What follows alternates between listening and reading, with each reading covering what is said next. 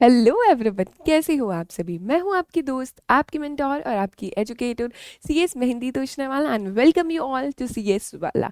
CS executive का जो दिसंबर 24 का फ्री बैच चल रहा है, उसके अंदर आज हम देखने वाले हैं SBIL which is setting up a business industrial and labour laws का chapter number 7, that is non corporate entities.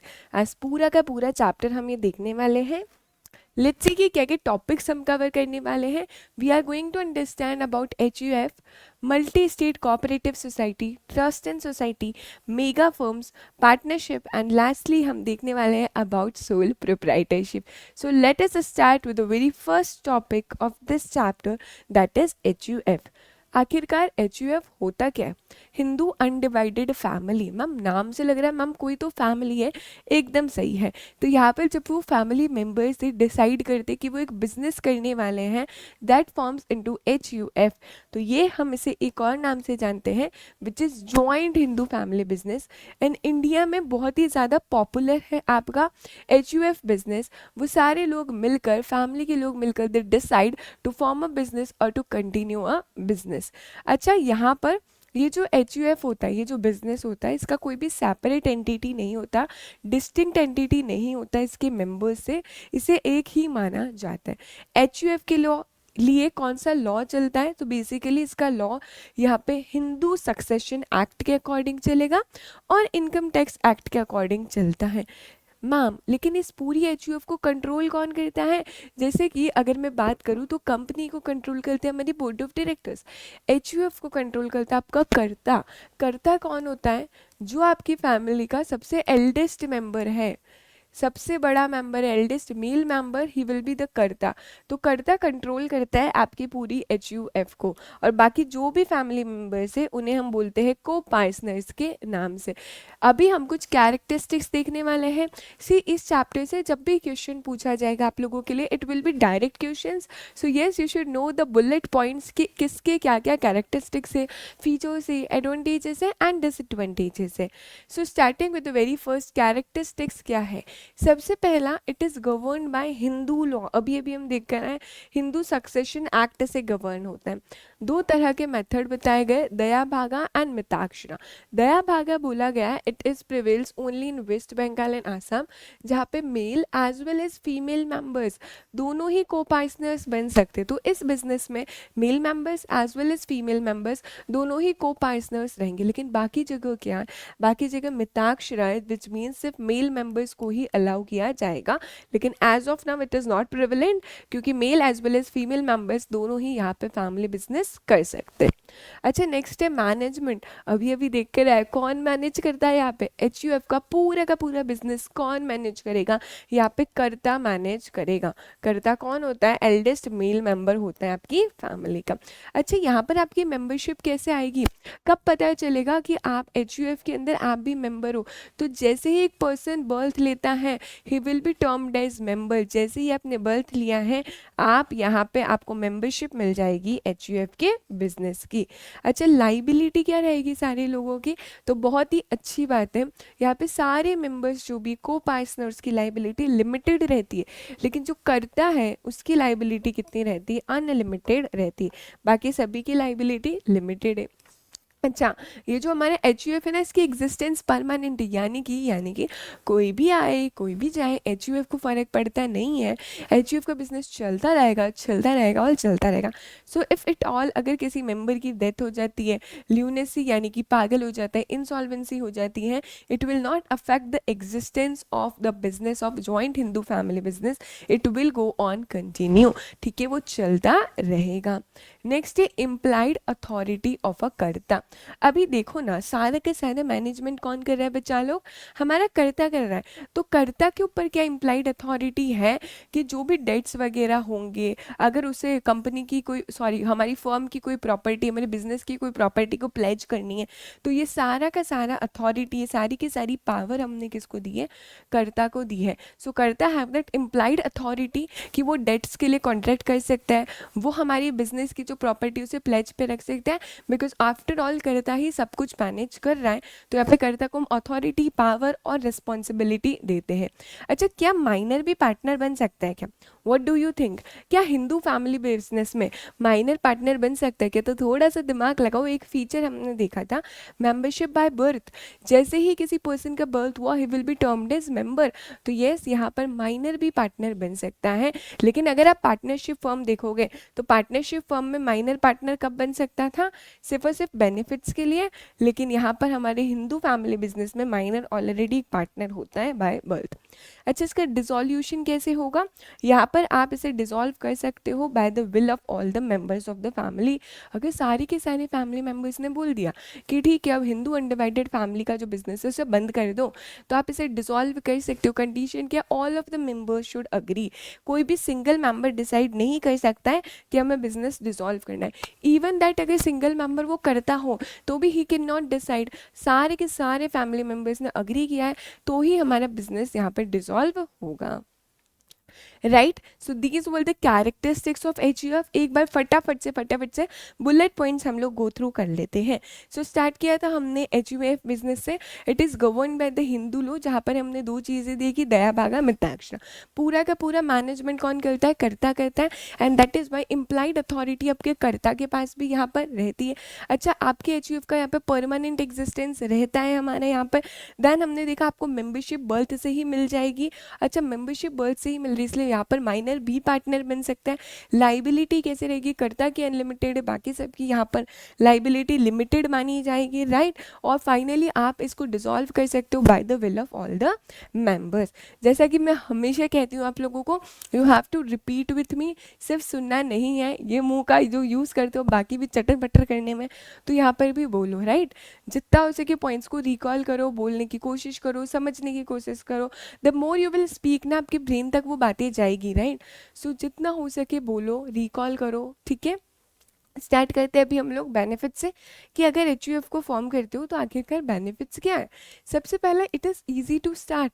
HUF को स्टार्ट करना इट्स वेरी इजी। सिर्फ और सिर्फ यहाँ पर कोई भी लीगल फॉर्मेलिटीज़ की ज़रूरत नहीं है। There should be a business and सारे फैमिली मेम्बर्स अग्री करते हैं, आपका एचयूएफ का बिजनेस स्टार्ट हो जाएगा। कोई ज़्यादा legal formalities and complex procedure नहीं है। Efficient management and control. क्यों एफिशिएंट मैनेजमेंट एंड कंट्रोल है? क्योंकि पूरे के पूरे एचयूएफ बिजनेस को सिर्फ एक ही पर्सन मैनेज करता है, एक ही पर्सन कंट्रोल करता है, जो कि हमारा कर्ता। दैट इज वाई यहाँ पे कंट्रोल कैसा रहता है? बहुत सही रहता है, because karta takes all the decision. Next है सीक्रेसी। जो भी सारे डिसीजंस रहते हैं उधर सीक्रेसी मेंटेन होगी। क्यों सीक्रेसी मेंटेन होगी? Because all the decisions will be taken by karta. Karta ही सारे डिसीजन लेता है, so he is in a position to keep all the secrets, all the business affairs to himself, और परफेक्ट सीक्रेसी वहाँ पर वो मेंटेन करेगा। अच्छा, प्रॉम्प्ट डिसीजन। प्रॉम्प्ट डिसीजन मतलब होता है फास्ट डिसीजन। अगर तुम्हें अकेले को डिसाइड करना है कोई भी चीज़, you will decide it fast, you will decide it prompt. लेकिन बोला जाएगा ग्रुप में डिसाइड करो, सबको सभी के ओपिनियन सुनने पड़ेंगे and finally you will conclude to the decision. इसलिए यहाँ पर कर्ता ही सारे डिसीजन लेता है। दैट इज वाई कर्ता का ही सारा कंट्रोल है। आपका डिसीजन मेकिंग बड़ा ही प्रॉम्प्ट होता है यहाँ पर। इकोनॉमी। अच्छा, कर्ता, अगर आपने घर पे भी देखा होगा, जो हमारे बड़े लोग होते हैं वो बहुत ध्यान से सोच समझ कर पैसा खर्च करते हैं, लेकिन जो छोटे बच्चे होते हैं वो इतना सोचते नहीं है। इसीलिए बोला गया यहाँ पे कर्ता is the senior most member. ठीक है, वो ही सारे डिसीजंस ले रहे हैं, वही सब कुछ कंट्रोल कर रहे हैं, तो वो पैसे को बहुत ही कॉशन से खर्च करते हैं। They will spend money with caution, and इसीलिए यहाँ पे इकोनॉमी मेंटेन रखते हो। Credit facilities. अगर आपके एचयूएफ बिजनेस को पैसा चाहिए, क्रेडिट पर पैसा चाहिए, तो बहुत ही easily you will get that money from credit. कैसे? बिकॉज कर्ता के बहुत सारे कॉन्टेक्ट्स होते हैं, बहुत सारे पर्सनल रिलेशंस होते हैं which will help them to raise the credit. आप क्रेडिट रेज कर सकते हो। अच्छा, एक्सपांडेड लॉयल्टी एंड कोऑपरेशन। अभी कुछ भी कह लो, ये सभी फैमिली मेम्बर्स है, और फैमिली मेम्बर्स में एक अलग ही तरह का नेचुरल लव एंड अफेक्शन होता है, एंड दैट इज़ वाई यहाँ पर आप लोगों का कॉपरेशन ज़्यादा अच्छे से रहने वाला है। बिकॉज ये फैमिली मेम्बर्स है तो बिजनेस ज़्यादा एफिशिएंटली और स्मूथली चलेगा। फ्रीडम है regarding selection of business. So basically कर्ता के पास फ्रीडम है कि वो कोई भी तरह का बिजनेस यहाँ पर चूज कर सकता है और बिजनेस यहाँ पर सेलेक्ट कर सकता है। So these will the benefits of HUF. अगर आप देखोगे ना तो यहाँ पे मेजॉरिटी पॉइंट्स किससे रिलेटेड है, हमारे कर्ता से रिलेटेड है। सबसे पहला एचयूएफ को स्टार्ट करना बड़ा इजी हो जाता है, कंट्रोल कर्ता लेता है, ठीक है। प्रॉम्प्ट डिसीजन क्योंकि कर्ता अकेला है हमारा, राइट। सीक्रेसी मेंटेन रहेगी क्योंकि कर्ता ही सारे डिसीजन लेता है। क्रेडिट फैसिलिटीज मिलेगी क्योंकि कर्ता के पर्सनल रिलेशन है। Economy, karta is the eldest male member and इसीलिए he will spend the money with caution and economy maintain रखोगे। सारे के सारे फैमिली मेंबर्स है इसलिए एक्सपांडेड लॉयल्टी एंड कॉपरेशन रहता है। एंड लास्टली आपके पास फ्रीडम है to select the choice of business, ठीक है। चलो नेक्स्ट देख लेते हैं आखिरकार एचयूएफ की लिमिटेशंस क्या है। सबसे पहला लिमिटेड रिसोर्सेज। क्यों लिमिटेड रिसोर्सेज है, क्योंकि आपको बिजनेस करना है, एचयूएफ का बिजनेस करना है तो you have to depend on ancestral property. आपकी कोई पुरानी प्रॉपर्टी होनी चाहिए जिस पे बिजनेस चला आ रहा है। तो यहाँ पर क्या बोला गया, रिसोर्सेज लिमिटेड रह सकते because the family members have to depend upon the ancestral property, पुरानी प्रॉपर्टी पे डिपेंड होना पड़ेगा। और क्या डिसएडवांटेज है, अनलिमिटेड लाइबिलिटी ऑफ कर्ता। कर्ता की तो सोचो ना, कर्ता की लाइबिलिटी तो अनलिमिटेड होती है, उसके तो पर्सनल असेट्स भी यहाँ पर लाइबल माने जाएंगे। डोमिनेंस ऑफ कर्ता, अगर देखो तो कभी ना कभी आपको गलत लगता है ना, अरे अभी नहीं तो बचपन में गलत लगता था कि हमारे सारे डिसीजंस मम्मी पापा ही क्यों लेते, हम क्यों नहीं अपने डिसीजंस लेते, राइट। वैसे ही यहाँ पर बोला गया ये जो करता है इसकी डोमिनेंस रहती, करता ही सारे के सारे डिसीजंस लेते हैं। सो फैमिली मेम्बर्स को हो सकता है वहाँ पर एक्सेप्टेबल नहीं हो because all the control lies in the hands of karta. Limited managerial skills, अभी एक ही पर्सन है, he is managing whole and sole पूरा का पूरा family business. It is not necessary कि कर्ता के पास सारी स्किल्स हो, एक ही पर्सन है, you will not expect from that person कि उसमें सारे मैनेजमेंट के एरिया में वो एक्सपर्ट माना जाए। मिसयूज ऑफ पावर, क्या बोला गया है यहाँ पर, सारी की सारी पावर्स किसके पास रहती, कर्ता के पास रहती है। सो इट कैन पॉसिबल कि कर्ता उस पावर को यूज कर सकता है उसके पर्सनल बेनिफिट्स के लिए। सो देर आर चांसेस कि कर्ता कैन यूज हिज पावर, कर्ता can miss use his power for his personal benefits. And the last is limited membership. अच्छा, कोई बाहर का पर्सन एचयूएफ में पार्टनर बन सकता है क्या, नहीं बन सकता है। यहाँ पे मेंबरशिप सिर्फ और सिर्फ फैमिली मेंबर्स के साथ होती है, तो कोई भी बाहर का पर्सन आपका जॉइंट हिंदू फैमिली बिजनेस को ज्वाइन नहीं कर सकता है। इसीलिए बोला गया आपकी मेंबरशिप बड़ी ही लिमिटेड रह जाती, राइट। तो ये सारी आपकी एचयूएफ की लिमिटेशंस होगी।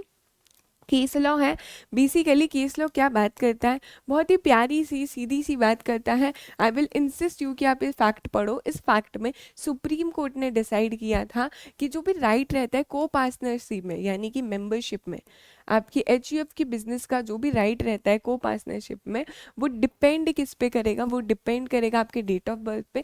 इवन अगर आप मेल मेंबर हो या फिर अब आप फीमेल मेंबर हो, आपका दोनों का ही राइट रहेगा उस बिजनेस में, even if you are male even if you are female. So जो भी बर्थ डेट है डॉटर की वो इममटेरियल रहेगी। इसके अकॉर्डिंग फादर का अलाइव रहना भी ज़रूरी नहीं रहेगा। ये अमेंडमेंट आया था 2005 में, राइट। इधर बोला गया ये एक्ट ना रेट्रोस्पेक्टिवली एप्लीकेबल होगा। अभी मैं आप लोगों को ये बता देती हूँ रेट्रोस्पेक्टिवली का मतलब क्या होता है। जब भी लॉ के अंदर कोई भी चेंज आएगा या तो वो चीज़ एप्लीकेबल होती है प्रोस्पेक्टिवली या रेट्रोस्पेक्टिवली। अभी प्रोस्पेक्टिवली का मतलब आज से, अभी से, जो भी होगा आज के बाद से। रेट्रोस्पेक्टिवली का मतलब होता है पहले से भी, तो पहले जो लॉ चले आ रहे थे उसमें भी ये चीज़ एप्लीकेबल होगा, यानी कि पहले का जो बिजनेस होगा उधर भी ये जो मेल मेंबर्स है, ये जो फीमेल मेंबर्स है, उनका इक्वल राइट माना जाएगा। सो फीमेल मेंबर्स का भी पूरा पूरा हक है एचयूएफ के बिजनेसेस में, राइट। तो ये डिसाइड हुआ था बेसिकली, अमेंडमेंट है 2005 में which gave the Hindu women the right to be copartners. जो ये हिंदू वुमेन है they have the right to be copartners, वो यहाँ पे मेंबर्स बन सकती है, लीगल हायर्स बन सकती है। सेम वे में जैसे कि मेल बनता है आपका को पार्टनर, मेल बनता है लीगल हायर, वैसे ही the female members can also become the co partner, can also become the legal heirs. So ये आपका डिसाइड हुआ था in the case of Vinita Sharma versus Rakesh Sharma and others. और कब डिसाइड हुआ था बेटा, 2020 में डिसाइड हुआ था।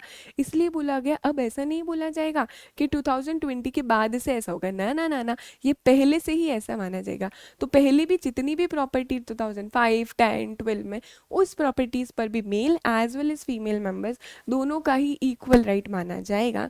उसे हम बोलते हैं यह एक्ट लगेगा रेट्रोस्पेक्टिवली, ठीक है, उसे क्या बोला जाता है, रेट्रोस्पेक्टिवली लगा जाएगा।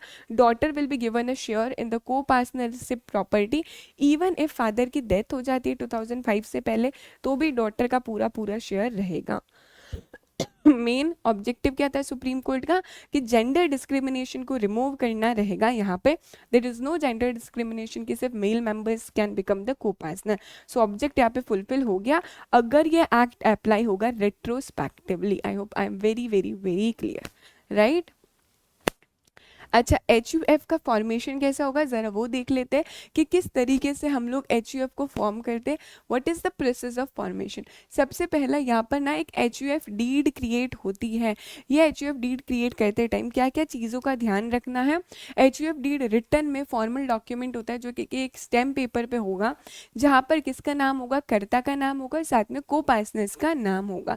जो भी एल्डेस्ट मेल मेंबर होगा ही विल बी द कर्ता। सारे के सारे मेंबर्स का नाम यहाँ पर स्पेसिफाइड होगा। एच का नाम भी स्पेसिफाइड होगा आपकी एच डीड में, राइट। यूजुअली एच का नाम कैसे होता है, कर्ता का नाम होता है और फिर एंड में एच होता है। फॉर एग्जाम्पल आपके कर्ता का नाम है राम कुमार, तो एच का नाम कैसे होगा, राम कुमार एच। ठीक है, ये एग्जाम्पल है आपका। एच डीड साथ साथ ये भी बता देगी कि कितने कैपिटल से आपका एच स्टार्ट हुआ है, कितने पैसे से स्टार्ट हुआ है। तो ये कुछ की पॉइंट्स हैं जो आपको ध्यान रखना है जब भी एच डीड बनती है। साथ ही में एक डिक्लेरेशन जाएगा, हर एक मेंबर जो है फैमिली का वो डिक्लेयर करेगा। क्या डिक्लेयर करेगा, दैट कर्ता हैज़ द अथॉरिटी। हम कर्ता को पावर देते हैं, कर्ता के पास अथॉरिटी है आपके बिजनेस के अकाउंट्स की। एंड सेकेंडली कर्ता के पास सारा का सारा राइट है एच के रिलेटेड सारे ट्रांजेक्शन करने का, हमारे मेंबर्स के बिहाफ पे सारा ट्रांजैक्शन करने का। ये एक declaration will be provided by all the members, सारे मेंबर्स ये डिक्लेरेशन दे देंगे। एंड लास्टली इसे रिकमेंड किया गया, ये जो भी डीड आप बनाओगे इट शुड बी नोटराइज, इसकी नोटरी करानी है, डीड को रजिस्टर कराना है, फिर आपको पैन नंबर ले लेना है वहाँ पर। एक बार डिक्लेरेशन हो गया है यहाँ पर तो कर्ता अप्लाई कर लेगा पैन नंबर के लिए एच का, बैंक अकाउंट ओपन कराएगा। एंड लास्टली जैसे ही पैन नंबर मिल जाएगा, मैंने कह दिया बैंक अकाउंट ओपन होगा। एंड यस यस यस हमारा एच यहाँ पर फॉर्म हो चुका है। अभी एच आपका फंक्शनल हो गया है, अभी आप बिजनेस कैरी ऑन कर सकते हो। सो बड़ा ही सिंपल सा प्रोसेस था। Firstly you have to create a H deed. आपको ध्यान रखता है एच डीड बनाते टाइम नाम होना चाहिए कर्ता का, ठीक है, सारे के सारे मेंबर्स का नाम होना चाहिए, कितने कैपिटल से स्टार्ट हुई है, एच का नाम होगा वहाँ पे, कर्ता का नाम, एंड देन एच हो जाएगा वहाँ पे, राइट। उसके बाद एक डिक्लेरेशन लेना है सारे के सारे मेंबर्स से, आपके एच डीड को रजिस्टर कराना है, यहाँ पर नोटराइज करवाना है, फिर रजिस्टर कराना है। उसके बाद पैन के लिए अप्लाई करना है। जैसे ही पैन आ जाएगा ओपन करो bank account, and yes yes yes हमारा एच हो गया है फंक्शनल, अभी वो काम कर सकते हैं। सो सेकंड तरह का एंटिटी पे आते हैं हम, which is multi state cooperative society. ठीक है, पहला हमने एच देखा, जहां पर हमने देखा एच क्या होता है, ठीक है। उसके बाद हमने उसके कैरेक्टर्स देखे, हमने उसके बेनिफिट्स देखे, ऐसे रिकॉल करते जाओ, हमने उसके लिमिटेशंस देखे, और क्या देखा हमने, लास्टली हमने देखा एच का फॉर्मेशन कैसे होता है। तो एच के बारे में हमने ये कुछ बातें देखी थी। अभी हम देखने वाले second multi state cooperative society के बारे में। ये multi state cooperative society register होती है under multi state cooperative society act 2002। अब से हम इसे क्या बोलेंगे इस लेक्चर में, अभी मैं इसे बताने वाली हूँ MSCS इस नाम से अगर आप देखोगे। So that is nothing but multi state cooperative society act 2002 में ये रजिस्टर हुई है। इनका काम होता है जो भी मेंबर्स हैं उनके इंटरेस्ट को सर्व करना, लेकिन एक स्टेट में नहीं, एक से ज़्यादा स्टेट में। मल्टी स्टेट नाम से क्या पता चल रहा है, मैम एक स्टेट में तो नहीं रहेगी, मल्टीपल स्टेट्स में रहेगी। तो इनका काम होता है, ये फॉर्म ही होती है to protect the interest of the member, to serve the interest of the members in more than one state, एक स्टेट से ज़्यादा के लिए, अपने मेंबर्स के बेटरमेंट के लिए फॉर्म होती है। ठीक है, और इनका मेन प्रिंसिपल क्या होता है, सेल्फ हेल्प करना और म्यूचुअल हेल्प करना, एक दूसरे की मदद करना। ये मेन एम होता है हमारा मल्टी स्टेट कोऑपरेटिव सोसाइटी का। बेनिफिट्स क्या है, उसी से आपको ये भी पता चल जाएगा कि आखिरकार ये मल्टी स्टेट कोऑपरेटिव सोसाइटी करती क्या है। So multi state cooperative society आपको लोन्स प्रोवाइड करती है रीजनेबल रेट पे, जो भी पुअर पीपल है उनको रीजनेबल रेट ऑफ इंटरेस्ट पे यहाँ पे लोन्स मिल जाते हैं। ये multi state cooperative society pan India function करती है, पैन इंडिया फंक्शन करती है यानी कि ऑल ओवर इंडिया ये फंक्शन करने वाली, इसकी अलग अलग ब्रांचेस होती है, डिफरेंट डिफरेंट डिस्ट्रिक्ट में, डिफरेंट डिफरेंट स्टेट्स में इसकी यहाँ पर ब्रांचेस रहेगी। इसका जो कंप्लाइंस कॉस्ट होता है बहुत ही कम होता है। It means multi state cooperative society में यहाँ पर ज़्यादा कंप्लाइंसेस नहीं होते, बहुत कम कंप्लाइंसेस होते हैं, दैट इज़ वाई इसका कंप्लाइंस कॉस्ट भी यहाँ पर कम होगा। किसकी होती है मल्टी स्टेट कोऑपरेटिव सोसाइटी? अपने मेंबर्स की होती है, and members he same time पर ओनर्स भी होते हैं आपकी सोसाइटी के, वही कस्टमर्स होते हैं, क्योंकि किसका ध्यान रखते हैं? ये अपने मेंबर्स के बेटरमेंट के लिए बनी है, तो इसके मेंबर्स ही इसके ओनर्स है और इसके मेंबर्स ही इसके क्या हो जाएंगे? कस्टमर्स हो जाएंगे। अच्छा फटाफट फिर से, multi state cooperative society loan देगी पुअर को कम रेट ऑफ इंटरेस्ट पे, पैन इंडिया फंक्शन करती है, ब्रांचेस और डिस्ट्रिक्ट है, बोलना है बोलना है बोलना है, इसकी कंप्लाइंस कॉस्ट काफ़ी कम है, जो इसके मेंबर्स है वही इसके ओनर्स एंड वही इसके कस्टमर्स भी यहाँ पर रहते हैं। ये क्या है? ये आपके बेनिफिट्स हो गए हैं। अच्छा इंपॉर्टेंट है कि मल्टी स्टेट कोऑपरेटिव सोसाइटी का आखिरकार फॉर्मेशन होता कैसे, ये बनती कैसी है? तो यहाँ पर ये पूरा का पूरा आपको दे रखा है, but what I will do is, मैंने आप लोगों के लिए शॉर्ट में पूरा रजिस्ट्रेशन प्रोसीजर बनाया है, सो हम उसे भी देख लेंगे एक बार। चलो देख लेते हैं। अगर आपको मल्टी स्टेट कोऑपरेटिव सोसाइटी बनाना है तो उस केस में कितने लोग होने चाहिए? तो सबसे पहले अगर मैं मेंबर्स की बात करूं तो यहाँ पे कम से कम 50 इंडिविजुअल्स होने चाहिए हर एक स्टेट से। सो हर एक स्टेट से कम 50 इंडिविजुअल्स यहाँ पर होने चाहिए। अगर मैं कोऑपरेटिव सोसाइटी की बात करूँ तो यहाँ पे 5 कोऑपरेटिव सोसाइटीज़ होनी चाहिए एज अ मेंबर। सो एक कोऑपरेटिव सोसाइटी भी दूसरी मल्टी स्टेट कोऑपरेटिव सोसाइटी के मेंबर हो सकती है, तो 5 यहाँ पे कोऑपरेटिव सोसाइटी होनी चाहिए, वो क्या कर सकती है? मेंबर बन सकती है। होगा क्या? You will file an application. Application कौन से फॉर्म में जाती है बच्चा लोग? फॉर्म 1 में जाती है और उसके साथ कुछ अटैचमेंट्स जाते हैं। ठीक है, क्या क्या अटैचमेंट जाते हैं? इतना शॉर्ट और सिंप्लीफाई किया है, 101% it is going to help you a lot, क्योंकि मुझे पता है अभी के टाइम पे आपको इशू कहाँ पर आएगा। मैम समझ आ गया, याद नहीं हो रहा है प्रोसेस में, इतने सारे अटैचमेंट्स, इतने सारे पॉइंट्स है, that is why the reason is मैंने इसको इतना सिंप्लीफाई किया इस प्रोसीजर को। हमने एप्लीकेशन भेजी, फॉर्म 1 में कुछ अटैचमेंट्स जाते हैं, अटैचमेंट में क्या जाएगा? कॉन्टैक्ट नंबर जाएगा और नेम ऑफ प्रमोटर जो है उसका नाम जाएगा आपकी सोसाइटी का। 4 कॉपीज़ जाएगी आपकी बाईलॉज की, जो भी बाईलॉज है, जो भी रूल्स एंड रेगुलेशन है, उसकी 4 कॉपीज़ हम भेजेंगे ओरिजिनल में। प्रपोज स्कीम जाएगी आपकी स्कीम के, जो भी रेजोल्यूशन पास हुआ वो जाएगा। बैंक स्टेटमेंट जाएगा which will show the credit balance. Next आपका प्रपोज एरिया ऑफ ऑपरेशन, कहाँ पर ऑपरेट करने वाले हो, कितने मेंबर्स है, उनकी लिस्ट जाने वाली है। ये सारे अटैचमेंट फॉर्म 1 में आप किसके पास फाइल करोगे? सेंट्रल रजिस्ट्रार के पास फाइल करोगे। सेंट्रल रजिस्ट्रार के पास 4 महीने, कितने महीने? 4 महीने, विद इन 4 मंथ्स या तो वो एक्सेप्ट करेगा या वो रिजेक्ट करेगा।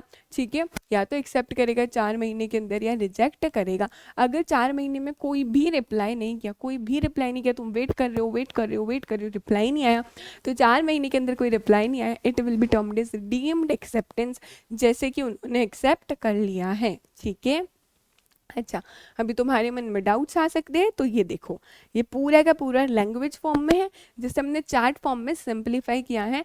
क्या फॉर्मेशन के लिए you will file an application in form 1, central registrar के पास फाइल करने वाले हो कुछ अटैचमेंट्स के साथ। सर्टिफिकेट जाएगा, बैंक स्टेटमेंट जो बताएगा क्रेडिट बैलेंस हमारा, एक स्कीम जाएगी जो बताएगी आपका क्या मल्टी स्टेट कोऑपरेटिव सोसाइटी का प्रोस्पेक्टस है, 4 कॉपीज जाएगी बाईलॉज की ओरिजिनल में। ठीक है, प्रपोज्ड एरिया ऑफ ऑपरेशन जाएगा, लिस्ट जाएगी मेंबर्स की, 50 मेंबर्स की लिस्ट जाती है हर स्टेट से, राइट। सर्टिफाइड कॉपीज जाएगी रेजोल्यूशन की, जो भी रेजोल्यूशन पास किए, एंड कॉन्टैक्ट नंबर और ईमेल एड्रेस जाएगा आपकी चीफ प्रमोटर ऑफ सोसाइटी का। यही सारे अटैचमेंट्स हमने ऑलरेडी देख लिए, तो यहाँ पर आपको प्रॉब्लमेटिक लग सकता है, but when you will see that chart ना, तो बहुत ही ईजियर रहेगा हमारे लिए। अच्छा यहाँ पर एक चीज़ देख लो, अगर आपकी ऐसी सोसाइटी है जिसका ऑब्जेक्ट थ्रिफ्ट से रिलेटेड है, क्रेडिट से रिलेटेड है, यहाँ पे सेविंग से रिलेटेड है, तो उस केस में कुछ एडिशनल डॉक्यूमेंट्स भी जाते हैं। एनओसी जाएगा which is no objection certificate जाता है रजिस्ट्रार ऑफ कोऑपरेटिव सोसाइटी से। तो यहाँ पर एडिशनल डॉक्यूमेंट एक तो एनओसी जाएगा, एंड दूसरा एक सर्टिफिकेट जाएगा जिसमें सारे के सारे क्रेडेंशियल होंगे आपके चीफ प्रमोटर के, एंड जिसे कौन वेरीफाई करेगा, registrar of cooperative society verify करने वाला है। जहाँ पर भी आपका ऑफिस आप लोकेट करने वाले हो वहाँ का रजिस्ट्रार वेरीफाई करेगा। सो ये दो चीज़ें एडिशनली जाती, ये कब जाती है, जब आपकी सोसाइटी का ऑब्जेक्ट थ्रिफ्ट एंड सेविंग वाला हो जाता है, राइट।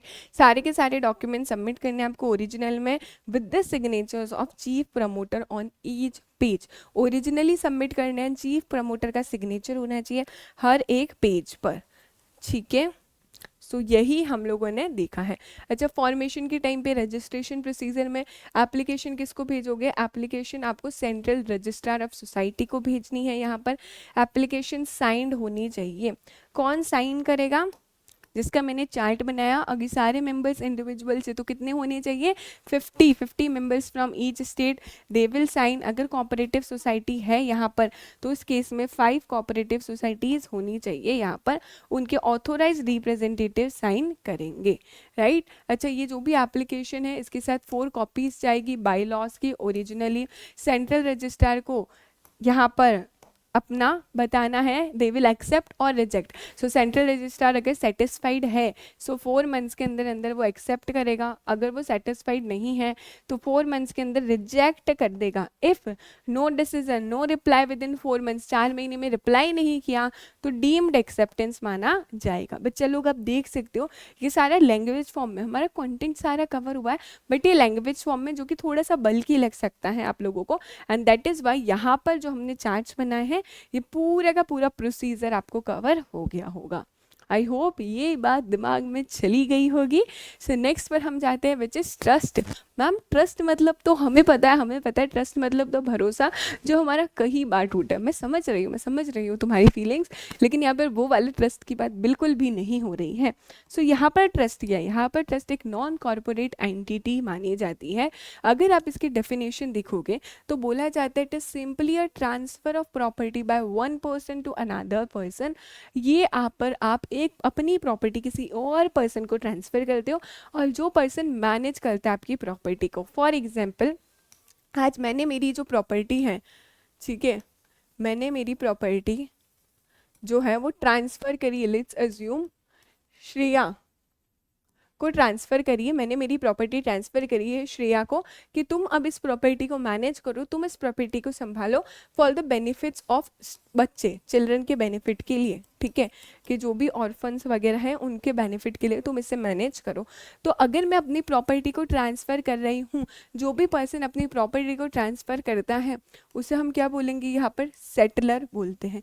जिससे प्रॉपर्टी ट्रांसफ़र करी जाती है, जो प्रॉपर्टी को मैनेज करता है उसे हम बोलते हैं ट्रस्टी, और जिसके बेनिफिट के लिए करी गई है इन्हें बोलते हैं बेनिफिशियरीज, क्योंकि बेनिफिट किनका हो रहा है, इनका हो रहा है।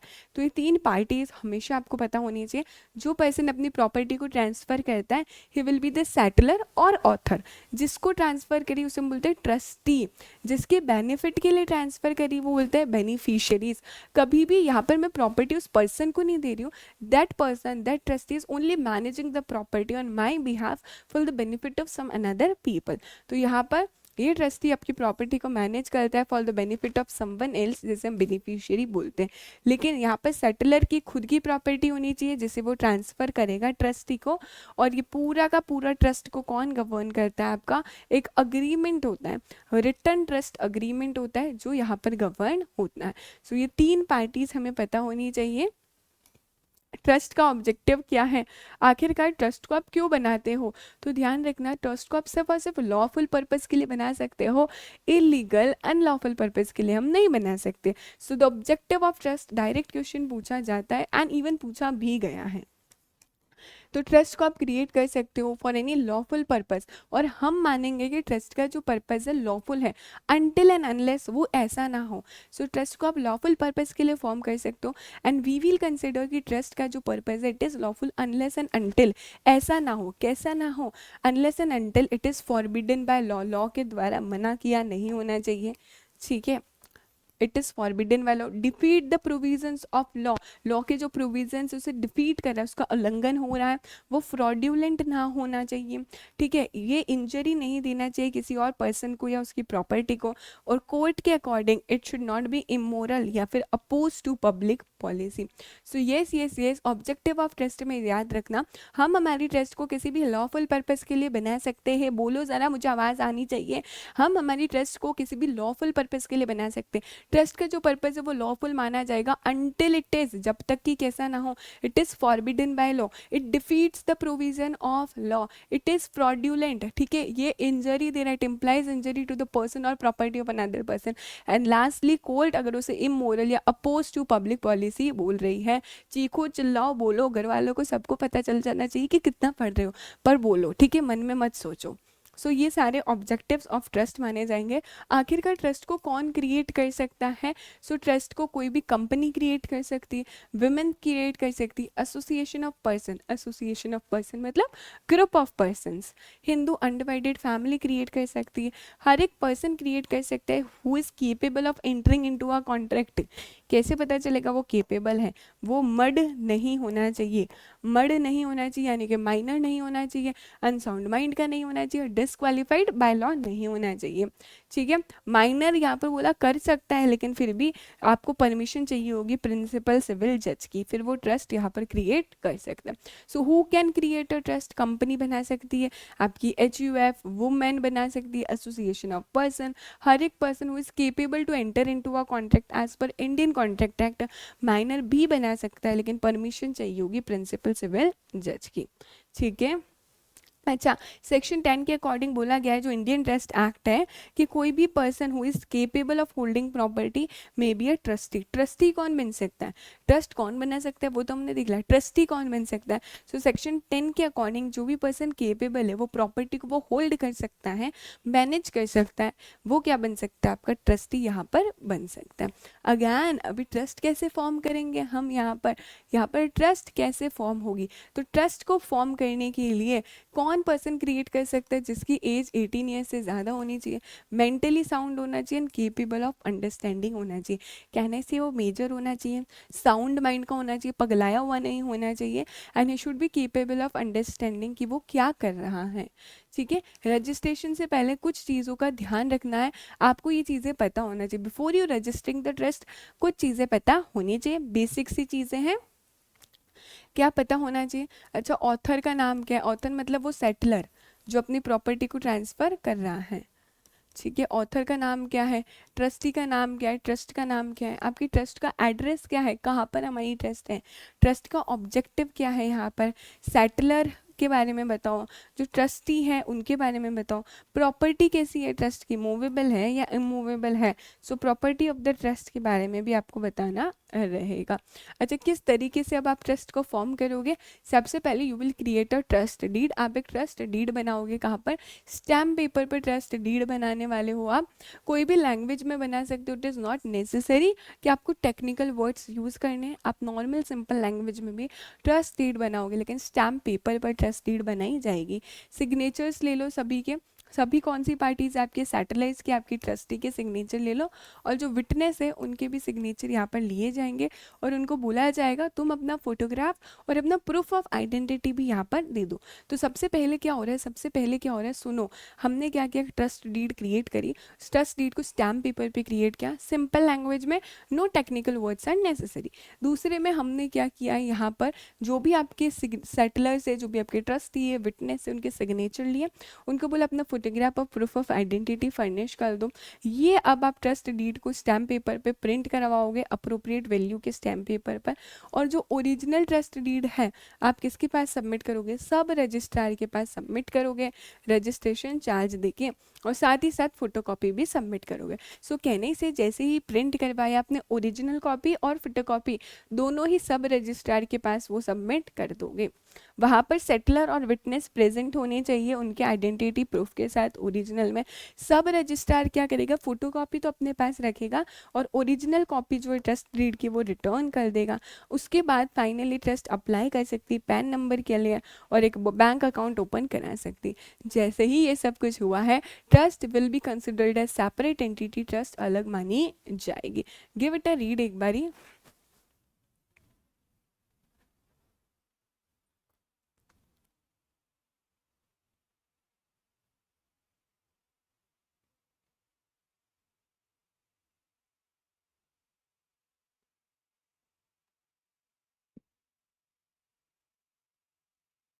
ठीक है, सो हमने देखा कि ट्रस्ट का फॉर्मेशन कैसे होता है। What you will do is, आप एक ट्रस्ट डीड क्रिएट करने वाले हो स्टैम्प पेपर पर, अप्रोप्रिएट वैल्यू के स्टैम्प पेपर पर, कोई टेक्निकल वर्ड्स की ज़रूरत नहीं है। उसके बाद हम लोगों ने सिग्नेचर ले लिया आपके सेटलर के, विटनेस के, ट्रस्टी के। ठीक है, ये काम खत्म हो गया। प्रिंट कराएंगे उस ट्रस्ट डीड को स्टैम्प पेपर पर अप्रोप्रिएट वैल्यू के, एंड वो सबमिट करेंगे, ओरिजिनल भी और फोटोकॉपी भी। किसके पास, सब रजिस्ट्रार के पास। दैट सब रजिस्ट्रार के पास जब भी आप सबमिट करोगे, सेटलर और विटनेस प्रेजेंट होने चाहिए, उनके आइडेंटिटी प्रूफ के साथ, उनके फोटोग्राफ के साथ ओरिजिनल में। वो सब रजिस्टर रिटेन करेगा, यानी कि अपने पास रखेगा फोटोकॉपी और ओरिजिनल रिटर्न कर देगा। जैसे ही रिटर्न करी, ट्रस्ट अप्लाई करेगी पैन के लिए, बैंक अकाउंट के लिए, एंड यस यस यस, वो हो गई है आपकी ट्रस्ट ऑपरेटिव। ट्रस्ट एक सेपरेट एंटिटी बन जाएगी। ठीक है, ये सारे क्या हो गए, ये सारे आपके डॉक्यूमेंट्स हो गए हैं। ट्रस्ट डीड होनी चाहिए स्टैम्प पेपर पे, प्रूफ ऑफ आइडेंटिटी ले लो ट्रस्टी की और आपके सेटलर की, एड्रेस प्रूफ ले लो रजिस्टर्ड ऑफिस का, एनओसी लेना है प्रॉपर्टी के ओनर का, पासपोर्ट साइज फोटोग्राफ चाहिए ट्रस्टर के, ट्रस्टी के और विटनेस के। बेटा यहाँ पे ट्रस्टर मतलब क्या हो गया आपका, सेटलर अगेन। तो अगर आप देखो तो इसके तीन नाम हैं, सेटलर, ऑथर और ट्रस्टर, बट सबसे फ्रीक्वेंटली जो यूज होता है that is settler and author only. अभी यहाँ पर आप देखोगे there are two types of trust. पहली होती है पब्लिक ट्रस्ट और फिर होती है आपकी प्राइवेट ट्रस्ट। पहले हम समझेंगे कि दोनों के बीच में यहाँ पे डिफरेंस क्या होता है। सो आपकी ऐसी कोई ट्रस्ट है जहाँ पर लार्ज नंबर ऑफ पीपल है, जो बेनिफिशियरीज हैं, जिनके फ़ायदे के लिए ट्रस्ट बनाई जा रही है, वो बेनिफिशियरीज लार्ज नंबर में है, सब्सटेंशियल बॉडी ऑफ पब्लिक है, तो उस केस में हम उसे बोलते हैं पब्लिक ट्रस्ट। फॉर एग्जाम्पल, किसी पर्सन ने क्या बनाया, किसी पर्सन ने क्रिएट किया एक टेम्पल, राइट। वहाँ पर बहुत सारे लोग आएंगे, ठीक है, सब्सटेंशियल बॉडी ऑफ पब्लिक आएगी, एंड यहाँ पर जिनके बेनिफिट के लिए बनाया गया है they are large number of people, तो वो पब्लिक ट्रस्ट मानी जाएगी। अगर आपके जो बेनिफिशियरीज है वो बहुत ही कम है, नैरो है, और स्पेसिफिक ग्रुप ऑफ पीपल है, जैसे कि कंपनी के जो एम्प्लॉयज़ है, हमने मान लो एक हॉस्पिटल बनवाया है, ये ट्रस्ट बनाई है किसके बेनिफिट के लिए, कंपनी के एम्प्लॉयज़ के बेनिफिट के लिए, तो भले ही वहाँ पर एम्प्लॉयज़ 100 हो, 200 हो, 5,000 हो या 10,000 हो, उसे प्राइवेट ट्रस्ट ही माना जाएगा। रीज़न क्या है, बेनिफिशियरीज नैरो है, हमें पता है बेनिफिशियरीज कौन है, सिर्फ और सिर्फ कंपनी के एम्प्लॉयज़ हैं, उनके अलावा कोई नहीं हो सकता है, तो ट्रस्ट प्राइवेट मानी जाएगी। पब्लिक ट्रस्ट के केस में ये जो इंटरेस्ट होता है वो अनसर्टेन बॉडी और फ्लक्चुएटिंग बॉडी होती, हमें नहीं पता कि किसको बेनिफिट मिलने वाला है, दैट इज़ टोटली अनसर्टेन, कोई भी आ सकता है यहाँ पे बेनिफिट ले सकता है, राइट। लेकिन अगर मैं प्राइवेट ट्रस्ट की बात करूँ तो यहाँ पे बेनिफिशियरीज डेफिनेट होते हैं, उन्हें पता होता है बेनिफिशियरीज कौन होने वाले, असर्टेन होते, यू विल नो कि कौन बेनिफिशियरीज है। यहाँ पे पब्लिक ट्रस्ट की बात करें तो यहाँ पे लार्जर नंबर और वाइडर डोमेन है, बहुत ही बड़ा डोमेन, बहुत ही बड़ा स्कोप है। लेकिन प्राइवेट ट्रस्ट की बात करूँ तो प्राइवेट ट्रस्ट में जो लोग हैं दे आर लिमिटेड और इसका डोमेन भी बहुत ही नैरो होता है। अच्छा, एक पॉइंट का ध्यान रखना आप, ट्रस्ट अगर बनाई गई है कंपनी के एम्प्लॉयज़ के बेनिफिट के लिए, so however numerous it would be, चाहे कितने भी ज़्यादा एम्प्लॉयज़ हो, लेकिन it would not be considered as public trust. For example, मान लो एक ट्रस्ट बनाई गई है कंपनी के एम्प्लॉयज़ के बेनिफिट के लिए, एंड वो एम्प्लॉयज़ लेट्स अज्यूम कि 10,000 है, सो भले ही देर इज़ 10,000 एम्प्लॉयज़, लेकिन ये प्राइवेट ट्रस्ट ही मानी जाएगी, क्योंकि क्या ये स्पेसिफिक है कि इस कंपनी के एम्प्लॉयज़ के लिए ही हमने बनाई है, कोई और पर्सन नहीं आ सकता, that is why it is private. Ma'am 10,000 की जगह मान लो 50,000 एम्प्लॉयज़ भी होते हैं तो भी ये प्राइवेट ट्रस्ट ही, आप ऐसे नहीं बोल सकते कि लार्जर है ना, लार्जर नंबर ऑफ पब्लिक है इसलिए वो पब्लिक ट्रस्ट है। No no no no, specific देखो, स्पेसिफिक सिर्फ कंपनी के एम्प्लॉयज़ के लिए बनाई गई है। सो 10,000 हो, 50,000 हो, 60,000 हो, 1 लाख हो, however numerous it would not be considered as public trust, आप उसे प्राइवेट ट्रस्ट ही बोलोगे। I hope I am clear. अच्छा, अभी कुछ एग्जाम्पशंस अवेलेबल होती हैं ट्रस्ट को अंडर इनकम टैक्स एक्ट, जो आप आगे देखने वाले हो क्या क्या एग्जाम्पशंस होती हैं। अच्छा, एक बार ये देख लेते हैं अगैन, इसके लिए भी मैंने आप लोगों के लिए चार्ट बनाया है, so it would be easier for you. क्या एग्जाम्पशन है? सो ऐसी ट्रस्ट जिसका जो पर्पज़ है, जो किसके लिए बनी है, चैरिटी के लिए, या promotion of sports, education, scientific research, professions, promotion of khadi and village based industries, उन्हें हमने नोटिफाई किया है एज अ चैरिटेबल ट्रस्ट या रिलीजियस इंस्टीट्यूशन। तो उन्हें हमने चैरिटेबल ट्रस्ट और रिलीजियस इंस्टीट्यूशंस बोला है। जो भी इनकम आ रही है, प्रॉफिट हो रहा है या गेन्स हो रहा है एक ट्रस्ट को अपनी प्रॉपर्टी से, चाहे वो होली रिलीजियस पर्पस के लिए हो, तो उसे कभी भी टोटल इनकम में इंक्लूड नहीं किया जाएगा। And since it will not be included in total income, वो यहाँ पर टैक्सेबल नहीं होगी। अभी ध्यान से सुनना, सबसे पहले यहाँ पर बताया गया चैरिटेबल ट्रस्ट कैसे बोला गया, रिलीजियस इंस्टीट्यूशन कैसे बोला गया। चैरिटेबल एक्टिविटी से, रिलीजियस एक्टिविटी से जो भी पैसा आपको आ रहा है, जो भी इनकम हो रहा है, जो भी प्रॉफिट हो रहा है, जो भी गेन हो रहा है, it will not be included in total income. आपकी टोटल इनकम के अंदर उस पैसे को इंक्लूड नहीं किया जाएगा, और टोटल इनकम के अंदर इंक्लूड नहीं होगा तो वो टैक्सेबल भी नहीं होगा। तो यहाँ पे टैक्स का बेनिफिट मिला गया है। फॉर एग्जाम्पल मान लो ट्रस्ट की टोटल इनकम, कहीं से बाकी इनकम आ रही है 10 लाख रुपए, और हमारा ये जो चैरिटेबल है वहाँ से प्रॉफिट आ रहा है 12 लाख का। सो ऐसा देखा जाए तो टोटल इनकम 12 लाख पर होनी चाहिए और टैक्स लगना चाहिए 12 लाख पर। लेकिन ये 2 लाख रुपए जो इनकम, प्रॉफिट और गेन आ रहा है आपको, एक ट्रस्ट को आ रहा है रिलीजियस एक्टिविटी से, चैरिटेबल एक्टिविटी से, it will not be included in total income. So ये 2 लाख को आप इंक्लूड नहीं करोगे टोटल इनकम में, तो अब टैक्स किस पे लगेगा? सिर्फ और सिर्फ इस 10 लाख पे टैक्स लगेगा। तो पहला एग्जेम्पशन हमें टैक्स का मिल गया है यहाँ पर, ठीक है। दूसरा देखो, जो भी इनकम आपको मिल रही है यहाँ पर, कौन सी ट्रस्ट से? प्राइवेट नेचर के ट्रस्ट से, रिलीजियस नेचर के ट्रस्ट से। ध्यान रखना है, अगर वो प्राइवेट है तो वो पब्लिक के बेनिफिट के लिए बिल्कुल नहीं होगी। सारी के सारी टैक्स एग्जाम्पशन देख लो प्राइवेट ट्रस्ट में क्या है। प्राइवेट ट्रस्ट में क्या बोला गया है यहाँ पर, लेट्स सी, चार्ट बता देती हूँ मैं आपको। ये देखो, तो आपके लिए बहुत ज़्यादा इजी हो जाएगा।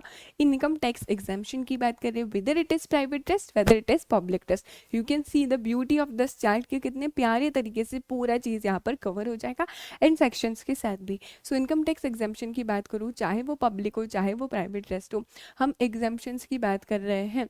सो अगर आपकी ट्रस्ट फॉर्म हुई है promotion of particular religion, race, caste या कम्युनिटी के लिए, तो ध्यान रहे यहाँ पर आपको कोई भी इनकम टैक्स एग्जाम्पशन नहीं मिलेगा। हम इनकम टैक्स एग्जाम्पशन दे तो रहे, लेकिन आपने ट्रस्ट को क्यों फॉर्म किया है? किसी भी रिलीजन को प्रमोट करने के लिए, किसी भी कास्ट को प्रमोट करने के लिए, किसी भी जेंडर को प्रमोट करने के लिए, कम्युनिटी को प्रमोट करने के लिए, तो वहाँ पर आपको इनकम टैक्स का एग्जाम्पशन नहीं मिलेगा। अच्छा, अभी हम देखते हैं पब्लिक ट्रस्ट के लिए। सबसे पहला, पब्लिक ट्रस्ट में सेक्शन 10 बोलता है, अगर आपकी कोई भी ट्रस्ट है which is engaged in sports, research, education, profession, scientific चीज़ें, खादी प्रोडक्ट्स, विलेज प्रोडक्ट्स, तो उसे हमने नोटिफाई किया गया है एज अ चैरिटेबल और religious trust. Yes yes yes, done. अच्छा, सेक्शन 11 बोलता है कोई भी इनकम आ रही है आपको ट्रस्ट की प्रॉपर्टी से, चैरिटेबल एक्टिविटीज से, तो उसको टोटल इनकम में इंक्लूड नहीं किया जाएगा। एंड येस, उसे टोटल इनकम में इंक्लूड नहीं किया जाएगा, that is why it is not taxable. तो ये पब्लिक ट्रस्ट वाला पार्ट क्लियर हो गया है हमें। हमें ये समझ आ गया है कि पब्लिक ट्रस्ट को कब इनकम टैक्स एग्जाम्पशन मिलते। कमिंग फॉरवर्ड टू हमारा प्राइवेट ट्रस्ट, तो प्राइवेट ट्रस्ट में दो चीज़ें बताई गई है, या तो आपकी जो ट्रस्ट है वो नॉन डिस्क्रिशनरी होगी या डिस्क्रिशनरी होगी यहाँ पे। सो अगर मेरी जो प्राइवेट ट्रस्ट है वो डिस्क्रिशनरी है, यानी कि बेनिफिट्स यहाँ पर सारे जो डिसीजंस है वो कौन लेने वाले हैं? ट्रस्टी लेने वाले हैं। तो यहाँ पर जो भी ट्रस्ट का पैसा है वो टैक्सेबल किया जाएगा ट्रस्ट को ही, यानी कि यहाँ पे ट्रस्टी को टैक्सेबल नहीं होगा, बेनिफिशियरीज को टैक्सेबल नहीं होगा, सारा का सारा पैसा it would be taxable to trustee. Trust तो अलग है, हमारा trust is a separate legal entity, तो सभी कुछ टैक्सेबल होगा ट्रस्ट को, वो भी मैक्सिमम मार्जिनल रेट पे। अगर आपकी जो ट्रस्ट है वो नॉन डिस्क्रिशनरी है, यानी कि डिसीजंस आपके इन्वेस्टर्स लेने वाले हैं, तो यहाँ पर टैक्सेबल माना जाएगा किसको? बेनिफिशियरीज के लिए टैक्सेबल होगा। अगर बेनिफिशियरीज माइनर है तो इनकम को क्लब कर दिया जाएगा उनकी पेरेंट्स की इनकम में, और पेरेंट की इनकम में भी जिस पेरेंट की हायर इनकम है उसमें क्लब कर दिया जाएगा। तो ये बेनिफिट आपको मिलेंगे अगर आपकी प्राइवेट ट्रस्ट है। तो अभी यही दोनों पॉइंट्स आप देख सकते हो, ये सेम और सिमिलर पॉइंट्स यहाँ पर है, ठीक है। एंड ये आपका एक्सेप्शन है जो कि यहाँ पर मैंने कवर करवा दिया आपको ऑलरेडी। कि आपकी पूरी चैरिटेबल ट्रस्ट की इनकम जो है, अगर वो पर्टिकुलर रिलीजन, कम्युनिटी, कास्ट को प्रमोट करने के लिए बनाई गई है, तो यहाँ पर उसे हम लोग इनकम टैक्स एग्जाम्पशन में नहीं इंक्लूड करेंगे, वो उधर एग्जाम्पशन नहीं मिलेगा। अच्छा, नेक्स्ट है हमारा सोसाइटी। सोसाइटी क्या होता है? सोसाइटी भी एक एसोसिएशन ऑफ पर्सन्स है जो साथ में मिलकर बनाई जाती है, म्यूचुअल कंसेंट से बनाई जाती है, किसी पर्टिकुलर एक्ट के लिए, किसी कॉमन पर्पस के लिए बनाई जाती है। सोसाइटी को कौन सा एक्ट रेगुलेट करता है? तो सोसाइटी को रेगुलेट करता है सोसाइटीज रजिस्ट्रेशन एक्ट 1860। ये रेगुलेट करता है इंडिया में जो भी सोसाइटी से रिलेटेड रूल्स है एंड रेगुलेशंस है। अच्छा, सोसाइटी आखिर किसके लिए बनाई जाती है? What is the purpose of formation of society? तो सोसाइटी ना बहुत सारे पर्पसेस के लिए यहाँ पर हम फॉर्म कर सकते हैं। सबसे पहला तो चैरिटेबल पर्पस के लिए आपकी सोसाइटी बना सकते हो, मिलिट्री के लिए बना सकते हो, जो ऑर्फन फंड है उनके लिए आप सोसाइटी बना सकते हो, आप प्रमोट कर सकते हो साइंस, लिटरेचर, आर्टरी, इनके लिए हम क्या बना सकते हैं? सोसाइटी बना सकते हैं। पॉलिटिकल एजुकेशन को डिफ्यूज़ करने के लिए आप सोसाइटी को प्रमोट कर सकते हो। एंड लास्टली आप सोसाइटी बना सकते हो लाइब्रेरीज़ के लिए। ठीक है, लाइब्रेरीज़ को फॉर्म करो, जो भी रीडिंग रूम्स है उन्हें मेंटेन करो। इन सभी पर्पजेस के लिए हमारी सोसाइटी बनती है। एक बार देखो किस किस के लिए सोसाइटी बनती है। दीदी चैरिटेबल पर्पज़ के लिए सोसाइटी बन सकती है, ओके। प्रमोशन के लिए सोसाइटी बन सकती है, आपका लिटरेचर हो गया, आर्ट हो गया, साइंस हो गया। मिलिट्री, ऑर्फन फंड्स के लिए सोसाइटी आप बना सकते हो, यहाँ पे पॉलिटिकल एजुकेशन को डिफ्यूज़ करने के लिए बना सकते हो। एंड लास्टली आप रीडिंग रूम्स को मेंटेन करने के लिए, लाइब्रेरीज़ को बनाने के लिए भी यहाँ पर सोसाइटी बना सकते हो। अच्छा, सोसाइटी बनाए क्यों? आखिर what are the advantages of society? सबसे पहला, इसको बनाना ना बड़ा आसान है। So the process of formation of society is very simple, easy, कोई कॉम्प्लेक्स प्रोसीजर नहीं है, तो बनाना बड़ा आसान होता है। सबसे पहली चीज़ तो जो भी रिकॉर्ड कीपिंग रिक्वायरमेंट्स है वो भी बहुत मिनिमम है, और कंप्लाइंस ईजी है, तो ज़्यादा रिकॉर्ड्स आपको नहीं रखने। Record keeping requirements they are minimum, and the compliance, जो भी लॉज रूल्स रेगुलेशन को कंप्लाइंस करने हैं वो भी बड़ा ईजी है। और क्योंकि कंप्लाइंस कम है, इसीलिए जो आपका कॉस्ट ऑफ कंप्लाइंस है वो भी क्या हो जाएगा? यहाँ पर लो हो जाएगा हमारा। अच्छा, कोई भी इंटरफेरेंस इतना नहीं होता है, तो जो रेगुलेटरी अथॉरिटी है उनसे भी इंटरफेरेंस बहुत कम होता है, लीस्ट पॉसिबिलिटी ऑफ इंटरफेरेंस होती है। सो आप आराम से अपने अकॉर्डिंग सोसाइटी का बिजनेस रेगुलेट कर सकते हो। एंड लास्टली आपको यहाँ पर एग्जाम्पशन मिलता है टैक्स से, क्योंकि आपका चैरिटेबल नेचर है। अभी हमने देखा you can form the society for charitable purpose. So if at all आपकी सोसाइटी का चैरिटेबल पर्पज के लिए है, तो यहाँ पर आपको एग्जाम्पशन भी मिलेगा टैक्स से। अच्छा, डिसएडवांटेजेस क्या क्या है सोसाइटी के? टैक्स पे ही ख़त्म किया था, उसी से स्टार्ट करते हैं। टैक्स एग्जाम्पशन मिलेगा तो सही सोसाइटी को, लेकिन कितना मिलेगा? जो इनकम टैक्स डिपार्टमेंट एक्सेप्ट करता है। अरे, जो एक्टिविटीज़ इनकम टैक्स डिपार्टमेंट को लगती है, yes yes it is charitable, only that activities would be exempted, और उसका आपको इनकम टैक्स एग्जेम्पशन यहाँ पर मिलेगा। नेक्स्ट, ये एक तरह का बहुत ही इनअप्रोप्रिएट फॉर्म है कमर्शियल वेंचर का। अगर आप कभी भी कोई भी बिजनेस करना चाहते हो, आगे बढ़ना चाहते हो, so society is an inappropriate form. यहाँ पर इन्वेस्टर्स इन्वेस्ट नहीं करेंगे, इसीलिए बोला गया सोसाइटी बहुत एक इनअप्रोप्रिएट फॉर्म है यहाँ पर। एंड यहाँ पर इक्विटी इन्वेस्टमेंट वाला कॉन्सेप्ट नहीं है। व्हाट इज इक्विटी इन्वेस्टमेंट वाला कॉन्सेप्ट नहीं है? मतलब ये कॉन्सेप्ट नहीं है कि मैंने बोला कि 10 लाख रुपए दे रही हूँ, बदले में 5% स्टेक चाहिए। दैट इक्विटी इन्वेस्टमेंट वाला कॉन्सेप्ट आपकी सोसाइटी में एब्सेंट रहता है, सोसाइटी में नहीं रहता है। That is also an disadvantage. और जो भी आपके कमर्शियल इन्वेस्टर्स होते हैं, उन्हें लगता है कि अगर हम सोसाइटी में इन्वेस्ट करेंगे it is risky, and risky है, साथ में लैक ऑफ प्रोफेशनलिज्म है, मैनेज इतना नहीं होता है, तो वो इतना इन्वेस्ट नहीं करते हैं सोसाइटी के अंदर। These are some of the disadvantages. पहले हमने देखा टैक्स के लिए उतना ही टैक्स एग्जाम्पशन मिलेगा up to the extent income tax department accept. एक इनअप्रोप्रिएट फॉर्म है कमर्शियल वेंचर का। इन्वेस्टर्स इन्वेस्ट करने के लिए उन्हें बड़ा ही रिस्की लगता है, क्योंकि लैक ऑफ प्रोफेशनलिज्म है, एंड इक्विटी इन्वेस्टमेंट वाला कोई भी कॉन्सेप्ट यहाँ पर नहीं रहेगा, राइट। अच्छा, अभी सोसाइटी बनानी तो है हमें, लेकिन सोसाइटी को रजिस्टर कैसे करने वाले हैं जरा देख लेते हैं। अगैन यहाँ पर भी मैंने चार्ट्स बनाए हैं आप लोगों के लिए, तो हम डायरेक्ट उसमें से ये देखेंगे कि अगर आपको सोसाइटी को रजिस्टर करना है तो किस तरीके से सोसाइटी रजिस्टर होगी। बच्चा लोग डू नॉट वरी, इस चार्ट में सारे मेन की पॉइंट्स जो आपको पता होने चाहिए एग्जाम के लिए वो सारी चीज़ें हैं। सिर्फ सेंटेंस फॉर्मेशन आप कर लोगे, लेकिन ये सारे की पॉइंट्स रहते हैं। सो रजिस्ट्रेशन ऑफ सोसाइटी में कितना बोला? कम से कम 7 या और मोर मेंबर्स होने चाहिए। तो अगर आप सोसाइटी रजिस्टर करना चाहते हो, सोसाइटी बनाना चाहते चाहते हो तो 7 और मोर मेंबर्स होने चाहिए. Those members will file an application. वो एप्लीकेशन के साथ साथ कुछ डॉक्यूमेंट्स भी अटैच यहाँ पर करेंगे. ठीक है, एप्लीकेशन के साथ कुछ डॉक्यूमेंट्स अटैच करके किसके पास ले जाएंगे, रजिस्ट्रार ऑफ सोसाइटी के पास. लेकिन again the question arises, documents क्या जाएंगे. सो देख लेते हैं डॉक्यूमेंट्स क्या जाएगा. सिलेक्शन ऑफ नेम क्या रहने वाला है, पैन और रेसिडेंस प्रूफ आपकी है सोसाइटी का, सारे के सारे मेंबर्स की list, MOA AOA, proof of address कि आप कहाँ पे सोसाइटी बना रहे हो, और नहीं तो फिर नो ऑब्जेक्शन सर्टिफिकेट भी दो आप साथ में. डिक्लेरेशन चाहिए होगा प्रेसिडेंट ऑफ सोसाइटी से, and purpose for formation of society, आखिरकार सोसाइटी क्यों बन रही है. ये सारे डॉक्यूमेंट्स के साथ साथ you will apply with registrar of society. ये रजिस्ट्रार ऑफ सोसाइटी को सब कुछ सही लगता है तो फाइनली आपको इनकॉर्पोरेशन सर्टिफिकेट मिल जाएगा एंड हमारी सोसाइटी रजिस्टर हो चुकी है. अब ये इजी पीजी लगा ना, तो अभी ये चीज़ भी देख लो. अगेन सोसाइटी को फॉर्म करने के लिए मिनिमम 7 और मोर पर्सन्स होने चाहिए. अच्छा, ज़रूरी नहीं है इंडिया के अलावा भी, वो कंपनीज हो सकती है, फॉरेनर्स हो सकती है, दूसरी रजिस्टर्ड सोसाइटी भी हो सकती है. सोसाइटी रजिस्ट्रेशन कौन मेंटेन करता है यहाँ पे, स्टेट गवर्नमेंट्स यहाँ पर मेंटेन करती है. कुछ डॉक्यूमेंट्स है वही जो हमने देखे, नाम सेलेक्ट कर दो. ठीक है, क्या क्या डॉक्यूमेंट्स चाहिए, पैन कार्ड चाहिए सारे के सारे मेंबर्स का, रेसिडेंस प्रूफ चाहिए सोसाइटी का, memorandum of association, articles of association चाहिए, पर्पस किसके लिए सोसाइटी बना रहे हो, प्रूफ ऑफ एड्रेस चाहिए, सारे मेंबर्स का लिस्ट चाहिए होगा, प्रेसिडेंट का एक डिक्लेरेशन चाहिए जो भी प्रपोज सोसाइटी का प्रेसिडेंट होने वाला है. You have to submit all to the registrar of society. ठीक है, आपको सबमिट करना पड़ेगा यहाँ पर फीस के साथ, और 2 कॉपी में आप यहाँ पर उसे सबमिट करोगे. सभी डॉक्यूमेंट्स का यहाँ पे प्रॉपर वेटिंग हो जाएगा तो रजिस्ट्रार ऑफ सोसाइटी आपको एक इनकॉर्पोरेशन सर्टिफिकेट इशू कर देगा.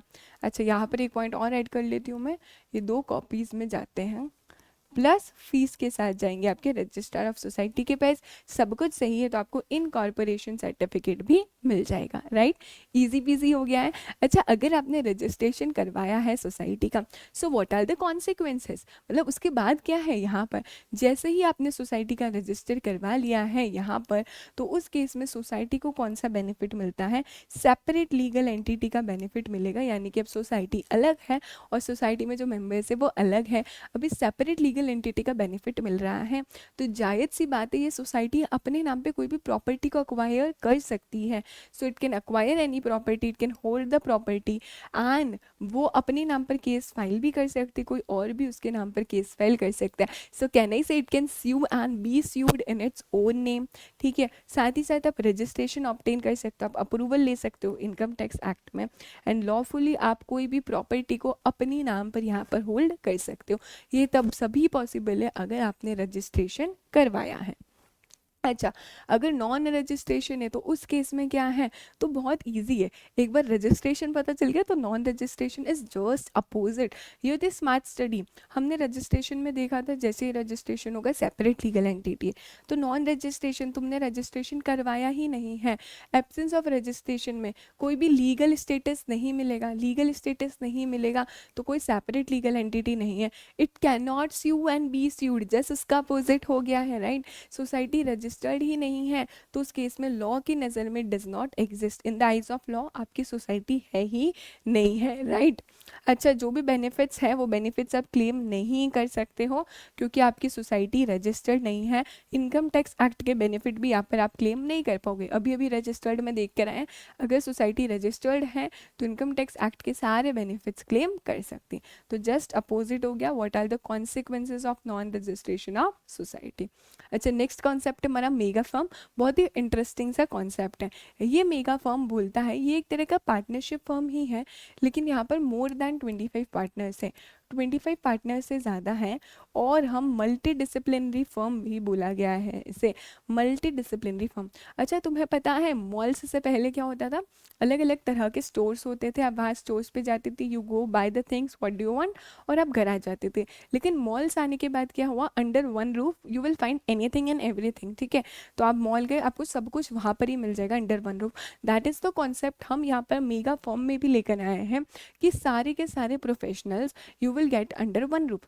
अभी आप मान लो किसी पर्सन को एक कंपनी इनकॉर्पोरेट करवानी है, कुछ भी काम करवाना है, सो उसे अलग अलग प्रोफेशनल्स के पास जाना पड़ता है, कभी सीए के पास, फिर सीएस के पास, फिर लॉयर के पास, एडवोकेट के पास, सीएमए के पास।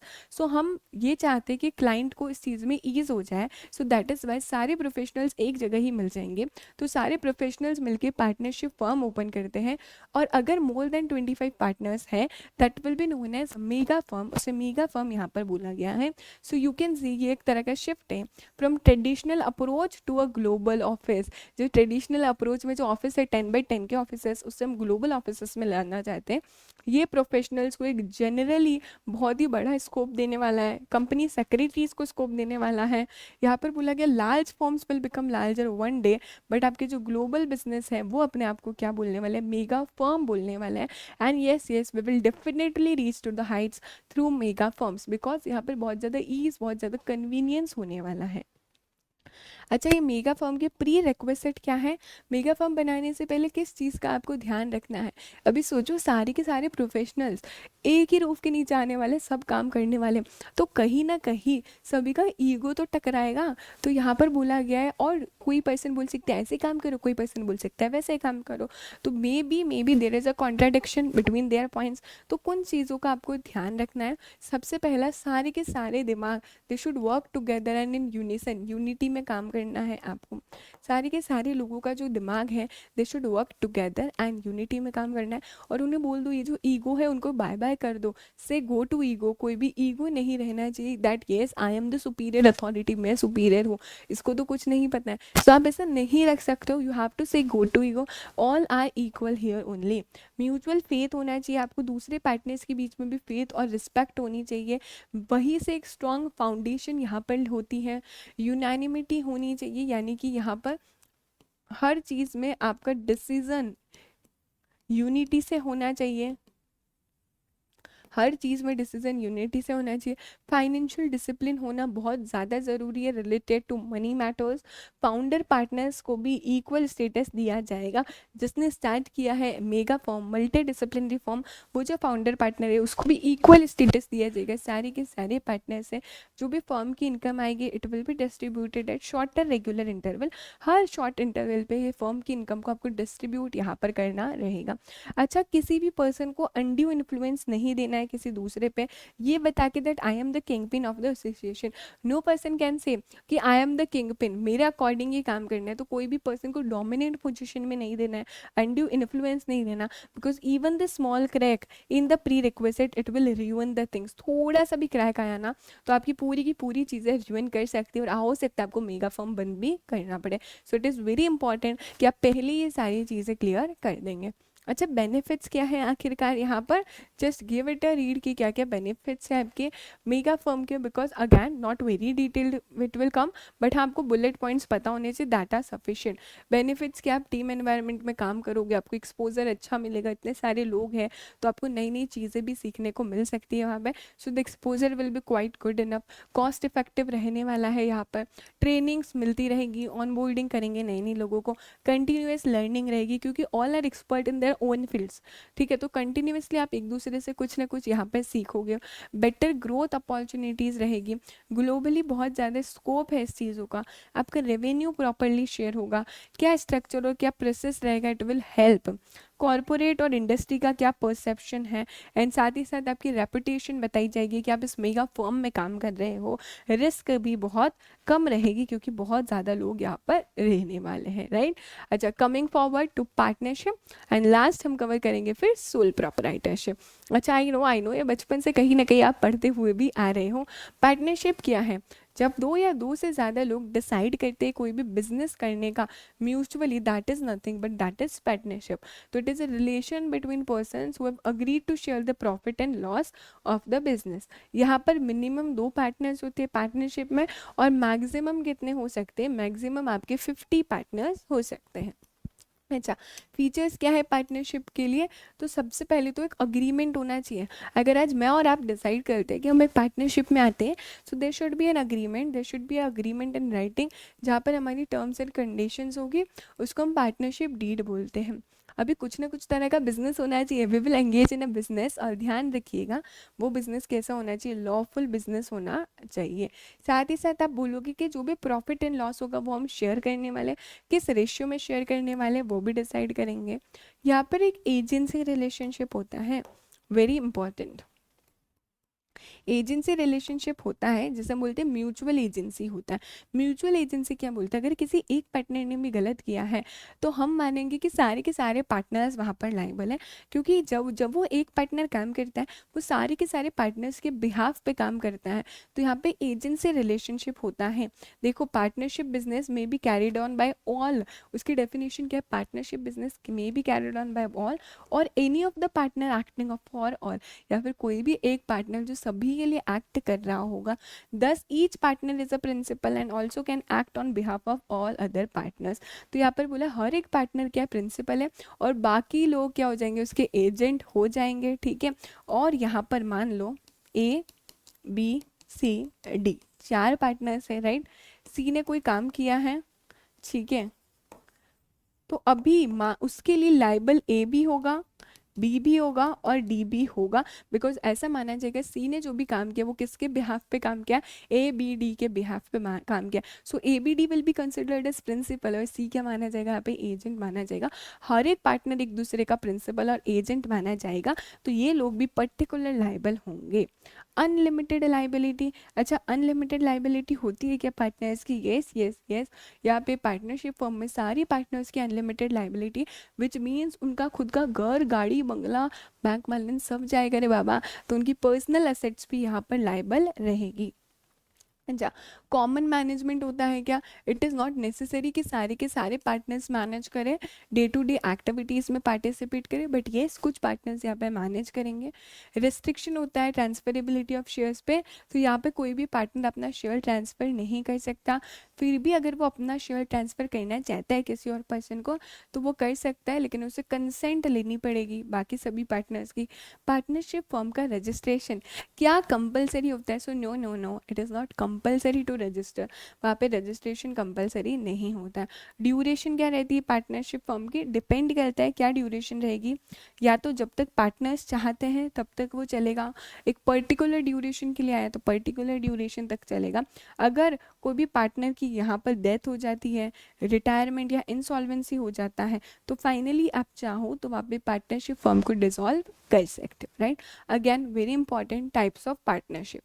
पार्टनरशिप कितने तरह की होती है, इंपॉर्टेंट है बट बहुत easy. Partnership at will, ma'am हम हमारी इच्छा के मालिक है, तो जब तक हमारी इच्छा है तब तक ये पार्टनरशिप चल रही है, जैसे ही इच्छा नहीं हुई we will serve a notice कि अब हमें क्या करना है, डिसकंटिन्यू करना है, हमें डिसॉल्व करना है। तो पहली होगी पार्टनरशिप एट विल, जहाँ पर पार्टनरशिप विल के अकॉर्डिंग चलती है, जब भी आपको एंड करना है आपको एक नोटिस भेजना पड़ेगा। दूसरी है पर्टिकुलर पार्टनरशिप। पर्टिकुलर पार्टनरशिप मतलब क्या, ये किसी पर्टिकुलर वेंचर के लिए आई है, जैसे मैंने और मेरे साथ किसी पर्सन ने डिसाइड किया हम दोनों पार्टनरशिप में आ रहे हैं, क्यों आ रहे हैं, एक हॉस्पिटल बनाने के लिए आ रहे हैं, तो जब तक हॉस्पिटल बन रहा है हम दोनों पार्टनरशिप में, जैसे हॉस्पिटल बन गया हमारी पार्टनरशिप खत्म। So as soon as the your venture is completed आपकी पार्टनरशिप भी यहाँ पर ख़त्म हो जाती है। Partnership for a fixed duration, जो बोलता है हमने डिसाइड किया हम कब तक पार्टनरशिप में आ रहे हैं, 2 साल के लिए, 5 साल के लिए, 8 साल के लिए, 10 साल के लिए, जैसे टाइम पीरियड ओवर हुआ आपका पार्टनरशिप खत्म हो जाएगा, राइट। अच्छा अभी हमने देखा था टाइप्स ऑफ पार्टनरशिप, 3 तरह की पार्टनरशिप देखी, विल पे, पर्टिकुलर पीरियड और फिक्स ड्यूरेशन के लिए। अभी टाइप्स ऑफ पार्टनर्स, पार्टनर्स कितने तरह तरह के होते हैं यहाँ पर। सबसे पहला हमारा एक्टिव पार्टनर। एक्टिव पार्टनर मतलब ऐसा पार्टनर जो पार्टनरशिप फर्म के बिजनेस में डे टू डे अफेयर्स में पार्टिसिपेट यहाँ पर करता रहता है, उसे हम बोलते हैं एक्टिव पार्टनर्स। दूसरा है स्लीपिंग पार्टनर और डॉर्मेंट पार्टनर। मैम मतलब ये पार्टनर आके सो जाता है कि नहीं, स्लीपिंग पार्टनर और डॉर्मेंट पार्टनर मतलब ऐसा पार्टनर जो एक्टिवली पार्टिसिपेट नहीं कर चलता है, कंपनी का जो भी बिजनेस है, आपकी पार्टनरशिप फर्म का जो भी बिजनेस है उसमें एक्टिवली पार्टिसिपेट नहीं करेगा, बट ये वो कैपिटल देता है, उसकी लाइबिलिटी अनलिमिटेड रहती है, प्रॉफिट एंड लॉस में भी वो यहाँ पर पार्टिसिपेट करता रहेगा, राइट। अच्छा और कौन से पार्टनर्स होते हैं, सबसे पहला है nominal partner. Nominal partner basically क्या करते हैं, वो अपना नाम दे देते हैं बिजनेस को, उनका कोई खास इंटरेस्ट नहीं होता है बिजनेस में, ना ही वो यहाँ पर आपके कोई भी कैपिटल कंट्रीब्यूट करते हैं, ना ही मैनेजमेंट में पार्टिसिपेट करते हैं। बेसिकली वो अपना नाम दे देते हैं सो दैट आपका बिजनेस अच्छा चलेगा। फॉर एग्जांपल सोचो तुम करने वाले हो कोई बिजनेस और तुम बोलते हो दीदी दीदी हम बिजनेस करने वाले हैं, आप आपका नाम लैंड कर दोगे क्या, सो दैट ज़्यादा से ज़्यादा लोग आए। मैंने कहा ठीक है, तुम भी क्या याद रखोगे, मैं अपना नाम लैंड कर देती हूँ। So as soon as I land my name here, तो मैं किसी पार्टनर कहलाऊंगी। अब मैं तुम्हारी पार्टनरशिप फर्म में नॉमिनल पार्टनर यहाँ पर कहलाऊंगी। So I will be considered as nominal partner. Nominal partner ऐसा पार्टनर होता है जो कैपिटल कंट्रीब्यूट नहीं करता है, राइट, यहाँ पर मैनेजमेंट में भी पार्टिसिपेट नहीं करता, but yes if your partnership firm incurs any profit and loss, so nominal partner उसके लिए लाइबल रहेगा। अच्छा, partners by holding out. Partners by holding out मतलब क्या होता है, कोई पर्सन पार्टनर है नहीं लेकिन वो अपने वर्ड से या अपने एक्शन से ऐसा दिखा रहा है जैसे कि वो पार्टनर है, तो उसे बोलते हैं पार्टनर बाय होल्डिंग आउट। बहुत ही प्यारा सा एग्जाम्पल देती हूँ मैं तुम्हें यहाँ पर, समझो। हम समझो जेठालाल, ठीक है, जेठालाल की है गड़ा इलेक्ट्रॉनिक्स, ठीक है, जेठालाल की है यहाँ पर, ये जेठालाल है, जेठालाल की है यहाँ पर गड़ा इलेक्ट्रॉनिक्स, राइट। जेठालाल की यहाँ पे गड़ा इलेक्ट्रॉनिक्स, वहाँ पर क्या होता है, आती है हमारी बावरी। बावरी वही होती है, कस्टमर्स आते हैं और बावरी क्या कर रही है, कस्टमर्स को बता रही है ये टीवी है, ऐसा है, उसके फीचर्स बता रही है, फ्रिज बता रही है, वॉशिंग मशीन बता रही है। जेठालाल वहाँ पर काउंटर पे नहीं है, जेठालाल नॉर्मली कुछ बोल नहीं रहा है जेठालाल। सो बावरी इज प्रिटेंडिंग, बावरी ऐसा प्रिटेंड कर रही है अपने एक्शन से, अपनी बोली से वो ऐसा बता रही है जैसे शी इज़ द ओनर, वही ओनर है, वही पार्टनर है इसमें, वो इस तरीके से प्रिटेंड कर रही है। सो इन केस अगर कुछ हो जाता है वहाँ पर, तो उन कस्टमर्स के लिए, उन पर्टिकुलर कस्टमर्स के लिए बावरी भी पार्टनर मानी जाएगी। इसे बोलते हैं पार्टनर बाय होल्डिंग आउट। आप ऐसा दिखा रहे हो अपने वर्ड से, अपने एक्शन से ऐसा बोल रहे हो जैसे कि आप पार्टनर हो, और जो सामने पार्टनर है ना वो भी प्रिवेंट नहीं कर रहा है, वो भी इस चीज़ को रोक नहीं रहा है। सो अब येस देर बावरी, उसे भी क्या कंसिडर किया जाएगा, पार्टनर, और पार्टनर बाय होल्डिंग आउट। इसकी लैंग्वेज पढ़ो, if a person by his words or conduct hold out to another that he is a partner, दूसरे को ऐसा बता रहा है जैसे कि वो पार्टनर है, एंड उसे प्रिवेंट भी नहीं किया जा रहा है, वो कोई मना नहीं कर रहा है that he is not a partner, तो हम पार्टनर बाय होल्डिंग आउट बोलेंगे। नेक्स्ट है माइनर पार्टनर। माइनर पार्टनर के लिए बोला गया है जनरली माइनर पार्टनर नहीं बन सकता, लेकिन अगर सारे के सारे पार्टनर्स यहाँ पर कंसेंट दे देंगे तो minor can be A partner, लेकिन सिर्फ बेनिफिट्स के लिए, लॉस के लिए वो पार्टनर नहीं बन पाएगा। नेक्स्ट एडवांटेजेस क्या है आपकी पार्टनरशिप फर्म के, अरे पार्टनरशिप फर्म को बनाना इजी बहुत है, रजिस्ट्रेशन भी कंपलसरी नहीं है, so easy information, pooling of financial resources, एक अकेला पर्सन यहाँ पर चीज़ें नहीं लाता, कैपिटल नहीं लाता, सभी लोग मिलकर लाते हैं, तो यहाँ पे पूल हो जाता है, साथ में फाइनेंशियल रिसोर्सेज मिल जाते हैं, आपकी मैनेजरियल स्किल्स मिल जाती है। एक अकेला पर्सन कितना दिमाग लगाएगा, यहाँ पे सभी मिलके यहाँ पर दिमाग लगाते हैं, ठीक है। बैलेंस्ड बिजनेस डिसीजन लिए जाते हैं, यूनानिमसली सभी की कंसेंट से लिए जाते हैं, रिस्क भी शेयर हो जाती है, वरना अगर सोल प्रोप्राइटरशिप होगा तो सारी की सारी रिस्क मिली, लेकिन यहाँ पे पार्टनरशिप है तो your risk will be shared, your loss will be shared here only. Privacy यहाँ पर नहीं रहती है, बिकॉज प्राइवेसी यहाँ पर रहती है, सो बेसिकली यहाँ पे पार्टनरशिप फर्म जो होती है उसे अपने अकाउंट्स पब्लिश करने की ज़रूरत नहीं है। अगर मैं कंपनी से कंपेयर करूँ, सो कंपनी को बहुत ही ट्रांसपेरेंट रहना पड़ता है, उसे अपने अकाउंट्स पब्लिश करने होते हैं, फाइनेंशियल स्टेटमेंट्स बतानी रहती है, लेकिन इट इज़ अ पार्टनरशिप, तो यहाँ पर उस अकाउंट्स पब्लिश नहीं करने। सो आपकी जो भी रिक्वायरमेंट्स है वहाँ पे प्राइवेट रहती है, डिवीजन ऑफ वर्क हो जाता है। सो बेसिकली हर एक पार्टनर का काम यहाँ पे सेग्रीगेट होता है, आपको वर्क डिवाइड हो जाता है, और जो काम आप उस पार्टनर को देते हो वो पर्टिकुलर पार्टनर उस काम में यहाँ पे एक्सपर्ट भी हो जाता है। तो ये क्या है हमारे एडवांटेजेस है पार्टनरशिप के। लिमिटेशंस क्या क्या है, uncertainty of existence, we don't know partnership firm कब तक चलने वाली है, तो अनसर्टेन है कि वो कब तक चलेगी। अगर सारे के सारे पार्टनर्स की डेथ हो जाती है तो पार्टनरशिप फर्म को डिसॉल्व करना पड़ेगा, तो अनसर्टेनिटी है। नेक्स्ट अनलिमिटेड लाइबिलिटी, ये तो सबसे बड़ा डिसएडवांटेज है, क्योंकि आपकी पर्सनल एसेट्स भी, पर्सनल प्रॉपर्टी भी लाइबल होती है, तो वो पर्सन पर्सनली भी लाइबल होगा। नेक्स्ट है रिस्क ऑफ डिसहार्मनी। देखो यहाँ पर बहुत सारे लोग हैं, सो मे बी उन लोगों का पॉइंट ऑफ व्यू अलग अलग हो सकता है, so there are high chances of conflict of interest. तो हो सकता है वो कॉमन एक अग्रीड डिसीजन पे ना पहुंच पाए। डिफिकल्टी इन विड्रॉल, तो आना तो ईजी होता है पार्टनरशिप फर्म में, लेकिन जो पैसा तुमने इन्वेस्ट किया है sometimes it can not be easily withdrawn, वो ईजिली विड्रॉ नहीं हो सकता है। लैक ऑफ इंस्टीट्यूशनल कॉन्फिडेंस, देखो क्योंकि पार्टनरशिप फर्म अपनी चीज़ें डिस्क्लोज नहीं करता है पब्लिक को, तो बहुत सारे इन्वेस्टर्स से उनका इतना कॉन्फिडेंस नहीं आता, they don't know what is going inside the partnership firm. And more over ये जो पार्टनरशिप फर्म है it is not regulated by any law, कोई भी लॉ इसे रेगुलेट नहीं करता, इसलिए आपके जो इन्वेस्टर्स होते हैं उनको इतना कॉन्फिडेंस नहीं आता है, पब्लिक को भी ट्रस्ट इतना नहीं होता है, जैसे कि मैंने बोला डिस्क्लोजर यहाँ पर नहीं होता है। लैक ऑफ कंट्रोल है यहाँ पर, क्योंकि बहुत सारे पार्टनर्स हैं यहाँ पे, कोई पर्टिकुलर पर्सन नहीं है, तो यहाँ पे जो कंट्रोल है there is a lack of control. Difficulties of expansion, partnership firm के लिए एक्सपांड करना थोड़ा सा मुश्किल हो जाता है, यहाँ पर उसके ऑपरेशंस को एक्सपांड करना एज अ पार्टनरशिप फर्म वो डिफ़िकल्ट हो जाएगा।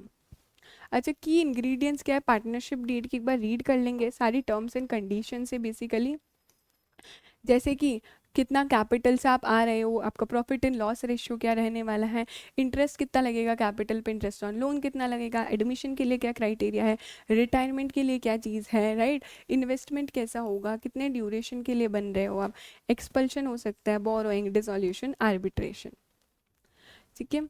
अच्छा, बेनिफिट्स क्या है आपकी पार्टनरशिप डीड की, अगर आप पार्टनरशिप डीड बनाते हो तो बेनिफिट क्या है।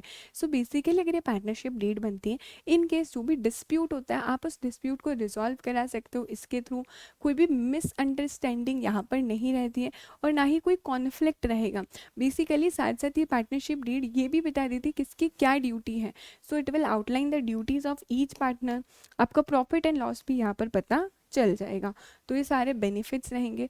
अगर आपने आपका पार्टनरशिप फर्म को रजिस्टर नहीं करवाया, so what are the consequences अगर रजिस्टर नहीं करवा रहे हो तो, सबसे पहला ध्यान रखना, अगर तुमने पार्टनरशिप फर्म रजिस्टर नहीं करवाया आप कभी भी किसी और पर्सन के खिलाफ केस फाइल नहीं कर सकते, क्योंकि तुम्हारी पार्टनरशिप फर्म रजिस्टर्ड ही नहीं है। So major disadvantage, can not file a case in court against any firm या पार्टनर, ठीक है।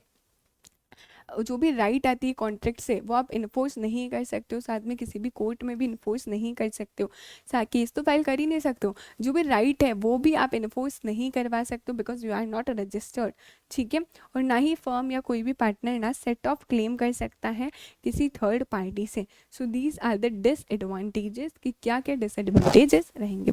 अच्छा, कैसे रजिस्ट्रेशन करवाना रहेगा आपको पार्टनरशिप फर्म का, अभी आपको लगता है रजिस्ट्रेशन करवाना है, you have to file an application with registrar of firms, जो भी आपका बिजनेस लोकेटेड है, एक ड्यूली फाइल्ड एफिडेविट जाएगा यहाँ पर, कॉपी जाएगी पार्टनरशिप डीड की, प्रूफ ऑफ ओनरशिप जाएगा कि कहाँ पर आपका पार्टनरशिप फर्म को आप इस्टेब्लिश करने वाले हो, रेंट पे ले रहे हो तो रेंट का अग्रीमेंट या लीज अग्रीमेंट जाने वाला है। अगर रजिस्ट्रार ऑफ फर्म सेटिस्फाइड हो गया है तो फाइनली आपको सर्टिफिकेट ऑफ इनकॉर्पोरेशन यहाँ पर मिल जाएगा। एंड दैट इज अबाउट हमारा partnership. Next and the last one है सोल प्रोपराइटरशिप। सोल प्रोपराइटरशिप मतलब एक अकेला पर्सन डिसाइड करता है कि मुझे बिजनेस करना, दैट इज सोल प्रोपराइटरशिप, मतलब सारा का सारा ओनर, मैनेजमेंट और कंट्रोल उसी पर्सन के पास रहेगा। एडवांटेजेस क्या है सोल प्रोपराइटरशिप की, यानी कि आज मैं डिसाइड करती हूँ मैं मस्त क्या करने वाली हूँ, मैं मस्त एक शॉप खोलने वाली हूँ किसकी, अलग अलग तरह की चॉकलेट्स की। तो यार मैंने आज डिसाइड किया मैं आज ही अपने घर से स्टार्ट कर सकती हूँ, तो फॉर्मेशन बड़ा ही ईजी होता है, यहाँ पे ईजी फॉर्मेशन है सबसे बड़ा डिसीजन, स्विफ्ट डिसीजन, सारे के सारे डिसीजन मुझे ही लेने हैं, कोई और पर्सन यहाँ पर डिसीजन नहीं लेता है, तो सारे डिसीजन स्मूथली बन जाएंगे। अच्छा, अगर मुझे प्रॉफिट हो रहा है, क्या मुझे वो प्रॉफिट किसी से शेयर करना है, नहीं नहीं नहीं, सारा प्रॉफिट मेरी अपनी पॉकेट में जाएगा। So I will be considered as sole beneficiaries of profit. Inexpensive management, यानी कि आपको अलग अलग पर्सन को यहाँ पर अपॉइंट करने की ज़रूरत नहीं है काम के लिए, तो जो मैनेजमेंट होगा आई कैन ईजिली मैनेज, वो इनएक्सपेंसिव है। कॉन्फिडेंशियलिटी मेंटेन रहेगी यहाँ पर, यानी कि जो भी मेरे बिजनेस के सीक्रेट्स हैं वो मेरे तक ही रहेंगे, कॉन्फिडेंशियलिटी मेंटेन रहेगी, मुझे कुछ डिस्क्लोज नहीं करना है पब्लिक को। लेसर पेपर वर्क, मैं अकेली तो काम कर रही हूँ, उसमें क्या पेपर वर्क, तो आपका जो पेपर वर्क है जो कंप्लाइंस है बहुत ज़्यादा कम होता है। Next is income tax calculation बहुत ईजी हो जाती है। सो बेसिकली सोल प्रोप्राइटरशिप में क्या होगा, जो मेरी टोटल इनकम रहेगी मेरी पर्सनल, उसी के अंदर सोल प्रोप्राइटरशिप की इनकम भी ऐड हो जाती है एंड उधर आपका टैक्स लगेगा। Just a second.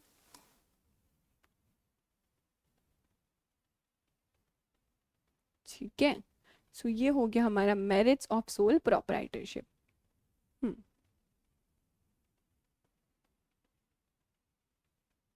Done. So क्या क्या देखा हमने, इजी फॉर्मेशन, इजीली आपका सोल प्रोप्राइटरशिप फॉर्म हो जाता है। यहाँ पर डिसीजंस आप इजीली ले सकते हो, सारा प्रॉफिट आपका ही रहेगा। मैनेजमेंट बहुत इनएक्सपेंसिव रहता है, कॉन्फिडेंशियलिटी मेंटेन होगी यहाँ पर, लेस पेपर वर्क और सिंपल टैक्स कैलकुलेशन। लेकिन कुछ लिमिटेशंस भी होगी, एक अकेला पर्सन कितना संभालेगा, तो लिमिटेशन होती है मैनेजमेंट की, लिमिटेशन होती है यहाँ पे, सिंगल पर्सन के पास हो सकता है सारा मैनेजरियल स्किल्स ना हो, और रिसोर्सेज भी कम हो सकते हैं। मैंने सोच तो लिया कि मुझे चॉकलेट्स वाला शॉप स्टार्ट करनी, लेकिन पैसा कहाँ से लाऊंगी, तो लिमिटेशन ऑफ रिसोर्सेज भी हो सकते हैं। कभी कभी यहाँ पर डिफ़िकल्ट हो जाता है बिजनेस को फाइनेंस करना, क्योंकि साथ ही साथ ना बैंक भी मोस्टली प्रेफर क्या करती है, वो ऐसे बिजनेस को लोन दे जो कि स्टैब्लिश हो, तो वो थोड़ा सा डिफिकल्ट हो जाता है। अनलिमिटेड लाइबिलिटी, जैसे कि सारे के सारा प्रॉफिट मेरी पॉकेट में जा रहा था, वैसे ही अगर कभी लाइबिलिटी होती वो भी अनलिमिटेड मुझे ही बियर करनी पड़ेगी। लैक ऑफ कंटिन्यूटी, ये कब तक कंटिन्यू रहेगा, जब तक कि कोई पर्सन है। सो सोल प्रॉपराइटरशिप किस पे डिपेंड करेगा, only and only sole proprietor पे डिपेंड करेगा। अगर उस सोल प्रॉपराइटर का कुछ भी हो जाता है, यानी कि अगर उसका डेथ, इंसॉल्वेंसी या इम्प्रिजनमेंट हो जाता है, तो आपका बिजनेस भी बंद हो जाएगा। और उस बिजनेस को सेल करना it is a challenging part. अगर किसी कंपनी को सेल करना हो तो मस्त आराम से हो जाएगा, लेकिन किसी सोल प्रोप्राइटरशिप बिजनेस को सेल करना it is challenging, it is also limitation. And lastly risk रहती है डिसीजन मेकिंग में। मैं जो भी डिसीजन ले रही हूँ it can be risk, it could be risky, क्योंकि मैं अकेली मेरे लिए डिसीजन ले रही हूँ। इट इज़ नॉट नेसेसरी कि उस एरिया में मुझे एक्सपर्टीज़ हो, तो यहाँ पे रिस्क रहती है डिसीजन मेकिंग में भी। ये कुछ लिमिटेशन है हमारी सोल प्रोप्राइटरशिप की। अच्छा, कैसा प्रोसीजर है, कैसे फॉर्म करोगे सोल प्रोप्राइटरशिप फर्म को। सो बेसिकली कोई भी डीड या अग्रीमेंट नहीं चाहिए होता है सोल प्रोप्राइटरशिप के लिए। एक्चुअल में आपको अपने स्टेट्स के अकॉर्डिंग कुछ रजिस्ट्रेशन चाहिए होते हैं। क्या क्या रजिस्ट्रेशन चाहिए हो सकते हैं, सॉप्शन कमर्शियल एस्टैब्लिशमेंट एक्ट वाला, law relating to professional tax, registration under MSMED act, GST का रजिस्ट्रेशन, या इंटेलेक्चुअल प्रॉपर्टी लॉज का रजिस्ट्रेशन। तो स्टेट स्पेसिफिक कुछ रजिस्ट्रेशन होते हैं जो आपको रिक्वायर हो सकते हैं, अदरवाइज यहाँ पर ऐसा कोई पर्टिकुलर यहाँ पर नीड नहीं रहती है। And that is it about are non corporate entities. So non corporate entities आपका खत्म हुआ है, जहाँ पर हमने वेरियस टॉपिक्स पढ़े, स्टार्टिंग विद HUF, देन हमने देखा मल्टी स्टेट कोऑपरेटिव सोसाइटी, फिर हमने देखा society, then we have seen trust, partnership firm and sole proprietorship firm. हमने यहाँ पर इन लोगों के फीचर्स देखे, कैरेक्टरिस्टिक्स देखे, एडवांटेजेस डिसएडवांटेजेस, एंड साथ ही साथ फॉर्मेशन भी देखा। What I will insist you more over on the formation part पे। एक बार सभी का फॉर्मेशन पार्ट आपको पता होना चाहिए कि कैसे ये फॉर्म होता है। जहाँ जहाँ पर भी there was needed I have made the chart in the simplified way, और उस चार्ट में आप चाहो तो कुछ पॉइंट्स को ज़रूर ज़रूर ऐड कर सकते हो, अगर आपको लगता है तो आप उसे ऐड कर सकते हो, राइट। लेकिन येस, वो की पॉइंट्स आपके आंसर्स में होने चाहिए। अगैन एक पॉइंट में स्पेसिफाई करना चाहूँगी, SBIL एक ऐसा सब्जेक्ट है जहाँ पर डायरेक्ट क्वेश्चंस आपको पूछे जाते हैं एग्जाम में, राइट। तो वो डायरेक्ट क्वेश्चंस पूछे जाते हैं, इसलिए यू शुड नो कि की पॉइंट्स क्या होने चाहिए एंड कौन कौन से pointers you will specify in your answers. भले ही आपको ऊपर से केस स्टडी लिख जाएगा, लेकिन अगर आप देखोगे तो वो डायरेक्ट क्वेश्चन ही है। सो इस चीज़ का हम ध्यान रखेंगे। आई होप आपने मेरे साथ रिकॉल किया होगा, रिवाइज किया होगा, एंड आपके दिमाग में आपने जो पहले पढ़ा है वो आप रिवाइज कर पाओगे। So that is it from my side. Please let me know in the comment section कि आपको कैसा लगा ये लेक्चर, एंड जल्द ही मिलती हूँ आपसे। This is CS Mehndi Toshniwal signing off. तब तक के लिए खूब खूब अच्छे से पढ़ो। Just make yourself proud, make your parents proud, make me proud. Bye bye.